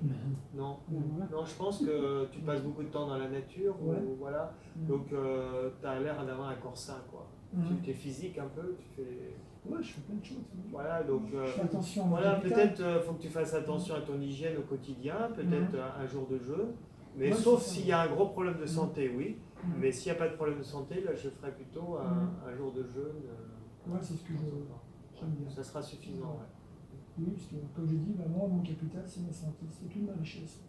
C'est ma vie. Après, tu peux tout à fait jeûner 7 jours, mais voilà, tu vas mincir de 3-4 kilos, après Oui, tu vas c'est les reprendre. que là, je vais commencer à tout perdre. Quoi. Mais non, ouais, Si, je peux t'arriver. ouais. Mais c'est pas très grave. Ouais, je pense que. Et donc, par rapport à la question que j'avais posée au début de la séance, Ouais. pour quelqu'un qui n'a jamais fait de jeûne comme moi, Oui, la durée du jeûne. oui, la durée. Ça, c'est passionnant. Mais ça peut aussi durer 2 heures d'explication. Oui, parce qu'en fait, on aime bien avoir un cadre. Oui, c'est Et ça. on aime bien qu'on nous dise, voilà, tu as telle maladie, il faut jeûner 21 jours, ou il faut jeûner 25 jours, ou il faut jeûner 40 jours. À part mes allergies. Il n'y a pas d'autre problème. Ouais. Non. Et puis en plus de ça, moi je fais exclusivement de la cuisine maison. Oui. J'achète pas rien de produits préparés, surgelés. J'ai un marché en bas de chez moi tous les jours. Ok, d'accord. Donc je fais tout. Donc comment établir la durée du jeûne? Voilà.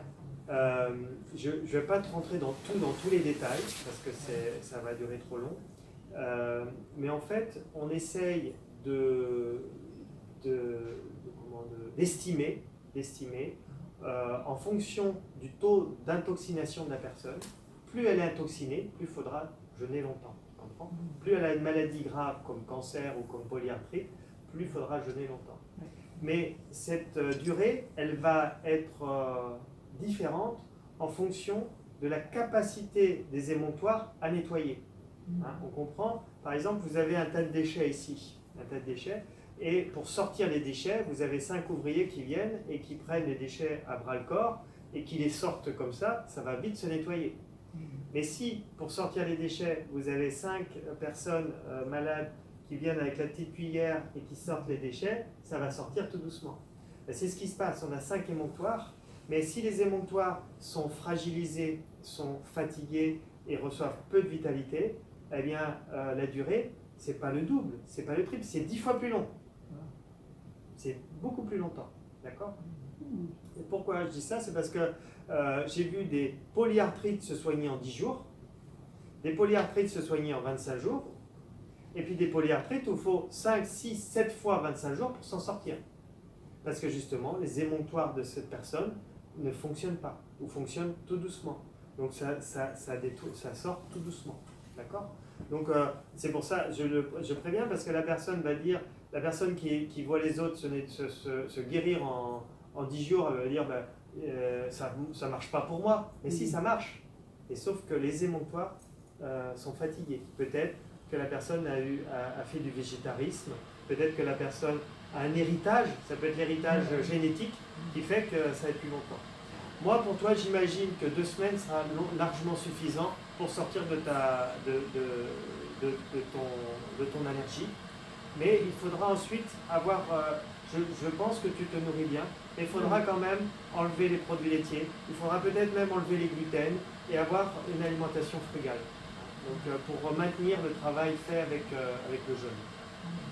Ok? Pourquoi tu dis le végétarisme? Parce que nos glandes endocrines, le foie, les intestins, la thyroïde, toutes les glandes endocrines ont besoin d'acides aminés. Et aujourd'hui, les acides aminés les plus assimilables, elles viennent des protéines animales. Elles viennent des œufs, du poisson, de la viande. Moi, depuis 7 ans que je fais ici, je vois bien les gens qui ont une alimentation plutôt végétarienne, eh bien, ils ont beaucoup de mal à jeûner et leurs émonctoires ont beaucoup plus de mal à fonctionner. Après, ça ne veut pas dire que les végétariens vont mal pour autant. Il y a des végétariens qui fonctionnent très bien aussi. Il y a des végétariens qui arrivent très bien. Mais voilà, j'ai vu plus de personnes qui avaient du mal que des personnes qui arrivaient bien. Donc voilà. C'est parce qu'en fait, notre corps est programmé comme ça. Nos ancêtres mangeaient des protéines animales et notre corps a plus l'habitude d'aller chercher des acides aminés dans les protéines animales que dans les protéines végétales. Et les acides aminés des protéines végétales sont très faiblement assimilables. Et souvent, ben voilà, comme le foie, le foie ne se nourrit absolument pas de glucose. Il a besoin d'acides aminés. Donc s'il ne reçoit pas les bonnes acides aminés qu'il y a dans les œufs, le poisson, la viande, ben le foie, tout doucement, il fonctionne de moins en moins bien. Alors le pollen, c'est un aliment majeur pour avoir tous ces acides aminés. Oui, mais est-ce qu'il est assimilable? Voilà. Avec lumière. Est-ce que ça sera bien assimilé? Est-ce que ça sera bien assimilé? Parce qu'il y a cette notion, d'assimilation. Parce que voilà comment le corps est programmé pour assimiler. C'est exactement pareil pour le fer. Le fer, tu en as dans les lentilles. Le fer, tu en as dans les végétaux. Ouais. Mais on l'assimile beaucoup mieux dans la viande. Surtout si à côté de ça, tu as des crudités variées qui va permettre d'assimiler le fer.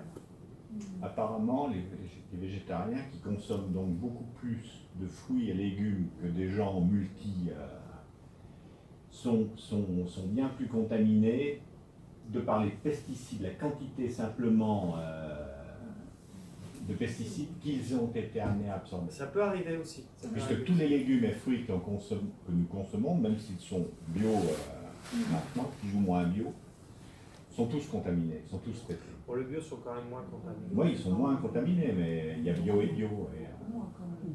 Oui, moins quand même. Les bananes. Mais tout le monde ne consomme pas du bio. Voilà, c'est ça le problème. Très bien. Bon, ok. Question intéressante. Alors ça, c'est vrai que c'est un sujet délicat, parce qu'en fait, chacun défend son mode alimentaire comme si c'était son parti politique. À tel point qu'aujourd'hui, les véganes, ils détruisent les vitrines des bouchers parce que c'est devenu du fanatisme. C'est du fanatisme. Voilà. Donc c'est comme les partis politiques. Voilà. Voilà. Pour la on paix, a le mais droit de un tout tapis. essayer, mais voilà, aujourd'hui, moi je suis plus pour l'équilibre parce que je m'appuie un peu sur ce que mangeaient nos ancêtres. Ce que mangeaient nos ancêtres, et pour moi, nos cellules se sont un peu programmées, se sont même programmées en fonction de ce que mangeaient nos ancêtres. Je pense qu'on peut, certaines personnes arrivent très bien à se programmer à passer végétarien, mais attention, s'ils ont un problème de santé, hypoglycémie, non pas glycémie, hypothyroïdie, hypotension, perte de vitalité, perte de libido, voilà, bronchite chronique, c'est probablement il y a un dysfonctionnement et probablement il faut réintroduire un peu plus de protéines animales, même si c'est des œufs ou du fromage. Les œufs, le fromage, ça pourra fonctionner, mais attention, on sait que le fromage intoxine, il faut que ce soit vraiment du fromage de qualité. Voilà, ok. Voilà, bon ben on a vu comment se préparer, mais ça fait déjà 1h30 qu'on parle, ça fait combien de temps qu'on parle? Non, mais on est parti pour un grand jeune. Alors, 1h15 1h40. Donc on va peut-être pas tout voir. Après, ben, comment jeûner, ben, c'est simple, il va falloir arrêter l'alimentation, il va falloir travailler par rapport à la faim. C'est-à-dire on arrête l'alimentation, il va falloir se conditionner par rapport à la faim. Est-ce que vous avez une idée comment on peut faire par rapport à la faim? Comment gérer à la fin? Ouais. Boire. Oui, on peut boire. Boire des tisanes. Méditer. Non. Ben, Aller c'est dehors, aller bien de dehors. boire des tisanes. Parce que le jeûne, si on mange pas, C'est un moyen d'essayer de trouver une combine, si tu veux, mais en même temps, on essaye de remplacer quelque chose par autre chose. Et donc l'idéal, c'est de se dire, je mets que de l'eau, je bois un petit peu, et je vais rencontrer mes difficultés. La faim... Mais je dois dire, moi, les premières fois, je connaissais rien de tout ça et j'ai jeûné avant de la chimiothérapie, parce que je savais que ça faisait du bien. Et j'ai fait tisane de menthe et bouillon de légumes que j'avais fait moi-même avec Voilà. et ça m'a aidé à faire les premiers 2 jours. Et puis après, j'ai vu ce que tu disais. Voilà, le mieux, c'est d'essayer d'accepter la faim. D'accepter la faim. Et de se dire, bah, c'est pas un mal d'avoir faim. C'est pas un mal d'avoir faim. Voilà, moins d'énergie. Oui, bah, c'est d'accepter tout ça. En fait, il faut s'abandonner au processus. S'abandonner au processus et visualiser que tout se passe bien. Visualiser que ça se passe bien. Il faut, voilà, on s'abandonne au processus, on visualise que tout se passe bien. Bien sûr, il ne faut pas avoir prévu une journée chargée. C'est-à-dire, si vous jeûnez, que vous êtes au travail, c'est compliqué. Hein. Mais de vous mettre au repos, de ne pas trop en faire. Si vous êtes fatigué, vous vous reposez. Si ça va mieux, vous vous levez. Voilà, vous faites au rythme du jeûne. C'est pas le jeûne qui s'adapte à vous, c'est vous vous adaptez au jeûne. Et si vous avez faim, normalement, ça ne dure pas très longtemps. Ça dure 20 minutes. Et après, ça s'en va. Après, il y a plein de procédés pour aider la faim. C'est, par exemple, de se masser le ventre. C'est-à-dire, vous vous connectez au ventre, vous massez, vous mettez bien assis comme ça. Voilà. Et normalement, au bout d'un moment, vous avez un rot et la faim disparaît. Vous contractez le périnée, vous massez comme ça. Il ne vient pas. Il est impressionné parce qu'il y a du public. Mais souvent, je fais ça voilà, tout seul. Je le sens qu'il vient, mais il ne vient pas. Tu te tapes dans le dos. Ouais, il faut me taper dans le dos comme les gens de bébé. Mais voilà, on se met, voilà, on détend le ventre, c'est-à-dire on se connecte avec ses organes, on détend le ventre. Et quand on réussit à roter, je vous assure, la faim elle passe. Soit on rote, soit on baille. D'ailleurs, souvent quand on jeûne, on se met à beaucoup bailler. Et la faim elle passe. En fait, ça dure 20 minutes. Il faut accepter la faim. Donc c'est vrai qu'on peut être un peu dans le combat, qu'on peut prendre ci, qu'on peut prendre ça. Non, le mieux c'est d'accepter et de s'abandonner. Et ça ne dure pas trop longtemps. Ça a quand même marché, il est venu. Une semaine comme ça, ça fait bien. Une semaine comme ça, sans manger. Ben non, en fait. Ben non. Moi, j'ai fait 26 jours, je suis toujours là. Ah oui, toi, tu as fait 26. Au début, c'est un peu difficile, mais après. C'est le début avec les et plus c'est facile. S'endormir. La faim vient moins. Alors pour le sommeil, en fait, on ça va sommeille dépendre des personnes. Vous avez un problème de sommeil? De rien. Ouais. On va corriger les problèmes de sommeil avec le jeûne. Comme on va corriger les problèmes de douleur avec le jeûne. Mais Ça doit être dur. le problème va s'amplifier avant de se corriger. Ce qui est dur, c'est le premier. Par exemple, quand on a une personne qui a la fibromyalgie. Fibromyalgie, ce sont des gens qui ont perdu le sommeil la plupart du temps et qui ont beaucoup de douleurs. Eh bien, la douleur va augmenter, le problème de sommeil va augmenter avant de se guérir. C'est pour ça que là, c'est compliqué. Hein. Je jeûne, je devrais aller mieux et je vais de moins en moins bien. Les symptômes vont augmenter. Ton allergie va augmenter. C'est-à-dire tu vas avoir le nez qui coule, voilà. Tout va augmenter et à un moment donné, pouf, tout part. C'est comme s'il faut revisiter la maladie avant qu'elle s'en aille. Donc les problèmes de sommeil se règlent très très bien avec le jeûne, en théorie. Mais par contre, le sommeil va être perturbé au début. Puis après, voilà, on retrouve. Après, le sommeil du jeûneur n'est pas le sommeil sans le jeûne, c'est-à-dire que vous dormez peu, mais profondément. Vous retrouvez le sommeil profond et réparateur. Ok. Donc, l'autre chose dans le jeûne, bon, il y a plein de recommandations, mais on ne va pas toutes les. Quand vous jeûnez, je recommande vraiment de le faire en groupe. Quand on le fait en groupe, en fait, l'homme aime bien se rassembler pour manger, et là, il faut aussi se rassembler pour jeûner. Parce qu'en fait, le fait de le faire en groupe, c'est comme, vous savez, on se regroupe aussi pour faire de la prière, on se regroupe pour faire de la méditation. Il y a une énergie commune, et on est tous, et le fait d'être tous ensemble en train de faire la même chose, eh bien, il y a une excitation qui se met en place, il y a un encouragement qui se met en place, et là, c'est beaucoup plus facile. Voilà, les gens s'entraînent. Vous savez que les oiseaux l'ont observé, ça, parce que eux, quand ils font de la migration, quand des oiseaux migrent, ils se regroupent entre eux pour migrer. Hein. Les poissons, quand ils migrent, ils vont se regrouper. Voilà. Donc, dans la nature, c'est bien de se regrouper pour faire une chose en commun. Hein. Et donc, le faire en groupe, c'est mieux. Hein, vous êtes plus fort. Parce que souvent, quand on jeûne tout seul à la maison, que le conjoint ne jeûne pas, que le voisin ne jeûne pas, les gens ne comprennent pas. Les gens vous disent, ben, arrête un peu, reprends ta nourriture, t'as pas vu la tête que t'as. Donc, soit vous le faites en groupe, soit quand vous le faites, vous le dites à personne. Parce que franchement, et d'ailleurs c'est écrit dans la Bible, hein, le jeûneur ne doit pas dire qu'il jeûne. Ah ouais, c'est ça, ben, en fait, je pense dans la Bible, c'est pour ne pas être dans la plainte, je jeûne, tu comprends. Il faut huiler son visage bien pour avoir bonne nuit. Ouais, c'est ça, c'est écrit dans la Bible.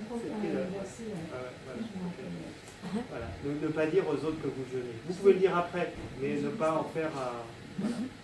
Il ne faut pas dire je fais du régime. Ouais, exactement. Non. Ok. Très bien. Je vous montre les critères que l'on suit. Hein. Donc nous, dans le jeûne, on va suivre le poids. Hein, en général, au début du jeûne, vous massissez beaucoup. Vous massissez entre 500 grammes et 1 kg par jour, hein, selon les individus. Ouais. Et puis tout doucement, vous allez massir de moins en moins. Donc la première semaine, c'est entre 3 et 6 kg, suivant les individus. Puis la deuxième semaine, c'est beaucoup plus, entre 1,5 kg à 2 kg, voire plus du tout de masseur. C'est-à-dire il y a des gens qui ne massissent plus, qui maigrissent plus. Voilà. J'ai vu des jeûneurs récemment là, qui ont fait 3 semaines. On a eu 15 personnes qui sont venues faire 3 semaines. 3 semaines de jeûne. La première fois j'ai vu ça. Hein. 15 personnes se sont inscrites pour 3 semaines de jeûne. Et donc il y en avait parmi eux qui n'étaient pas très, qui n'avaient pas beaucoup de réserve pondérale. Eh bien, au bout de la deuxième semaine, ils ont quasiment plus massif. Ils prenaient de l'eau de Quinton quand même, et ils sont quasiment plus massifs. La vitalité, donc on mesure la vitalité, à la fois la vitalité physique et la vitalité mentale. Et souvent le mental va de mieux en mieux, mais le physique il se sent faible. Voilà, donc c'est pour ça que je mesure les deux, et il faut accepter. En fait, les gens ne sont pas habitués, des fois des gens ne sont pas habitués, ils tournent au café toute l'année, ils ne sont pas habitués de se sentir mou et ça les dérange. Mais c'est juste accepter d'être un peu plus mou, d'être un peu moins bien. Puis pareil au niveau vitalité mentale, hein, des fois on est très bien, des fois on n'est plus bien du tout, on n'arrive plus à lire. Voilà. C'est accepter ces situations-là. Comment mesurez-vous la vitalité phisique? En fait, c'est une auto-évaluation. Les gens s'auto-évaluent. Hein, c'est leur auto-évaluation. Le sommeil, pareil, donc ils se donnent une note sur leur sommeil, et puis voilà, j'explique ce qui peut se passer dans le sommeil. Comme j'ai dit, le sommeil, En général, au début du jeûne, on a un sommeil perturbé, un sommeil agité, parce qu'on a des douleurs, parce qu'on a de l'inconfort. Et puis, au bout d'un moment, le sommeil est court et profond et réparateur. Mais ça peut être un sommeil de 3-4 heures, c'est tout, même 2 heures dans la nuit. Puis après, il y a un deuxième sommeil plus léger, avec des rêves. La langue, donc la couleur de la langue, elle devient de plus en plus chargée. On s'intéresse à la couleur de la langue parce que Shelton, qui avait accompagné beaucoup de jeûneurs, lui, il encourageait les jeûneurs à jeûner jusqu'à temps que la langue devienne propre, jusqu'à temps que la langue devienne rose. Parce que pour lui, c'était le critère. Si la langue redevient propre, c'est que vous êtes propre. Et t'es pas d'accord? Qu'est-ce que tu en penses? Si, aujourd'hui, c'est très compliqué d'accompagner des gens. 40 jours. Parce que ça peut mettre 40 jours, ça peut mettre 45 jours. Donc aujourd'hui, on constate. Mais bon, c'est des jeûnes de longue durée. La peau, comment elle évolue, en général, le teint devient de plus en plus beau, de plus en plus lumineux. C'est bien d'ailleurs de faire un selfie au début du jeûne, un selfie après le jeûne pour voir comment son visage a évolué. Les cheveux, en général, la chute de cheveux s'arrête. Les ongles deviennent très durs durant le jeûne, donc on voit bien qu'il n'y a pas de carence. La couleur des urines se charge, surtout au 3e jour de jeûne, puis après elle redevient claire. Et ça permet de voir que c'est le moment où on détoxine le plus. Voilà, les pulsations, elles vont augmenter en début de semaine, et puis après elles vont baisser. Lorsque le jeûneur a fait le plus gros de la détoxination, les pulsations redeviennent normales. À un moment donné, elles peuvent monter à 110, 130, puis après elles rebaissent. La tension va baisser normalement, mais c'est pareil, ça peut être volatile, mais surtout les gens qui sont hyper tendus, on va observer qu'elle va baisser. Alors après, hypotendu, voilà, on va voir si ça arrive à 8, 7, on va peut-être passer à une diète ou une chose comme ça, si la tension baisse de trop. Et puis on observe l'humeur et les douleurs. Et puis souvent on tire une carte du bonheur pour voir, donc c'est des cartes qu'on fait tirer pour voir voilà, des messages cachés, puis ça fait une source d'échange, voilà. C'est plus une approche psychologique. Donc je pense qu'on va arrêter là. Voilà. Donc après, on a différents types de jeûnes, hein. On a le jeûne en thalassome, on a des jeûnes et visualisation, on a mis plusieurs thèmes en marche au choix pour que les gens puissent jeûner en fonction de leur intérêt. Et aussi parce que quand il y a des gens qui jeûnent 3 semaines, ça permet d'avoir des thèmes différents sur 3 semaines. Merci. Non, ici, on vient 4 fois dans l'année, ici, mais ça se passe, on a d'autres lieux. On a la Tranche-sur-Mer également, dans une résidence. On a également à côté de Tours, en milieu. On a à côté de chez nous, à Guelmé, donc on a différents lieux. Merci. C'était très intéressant. Merci d'être resté jusqu'au bout. Hein. On va vous donner une médaille. Un sticker.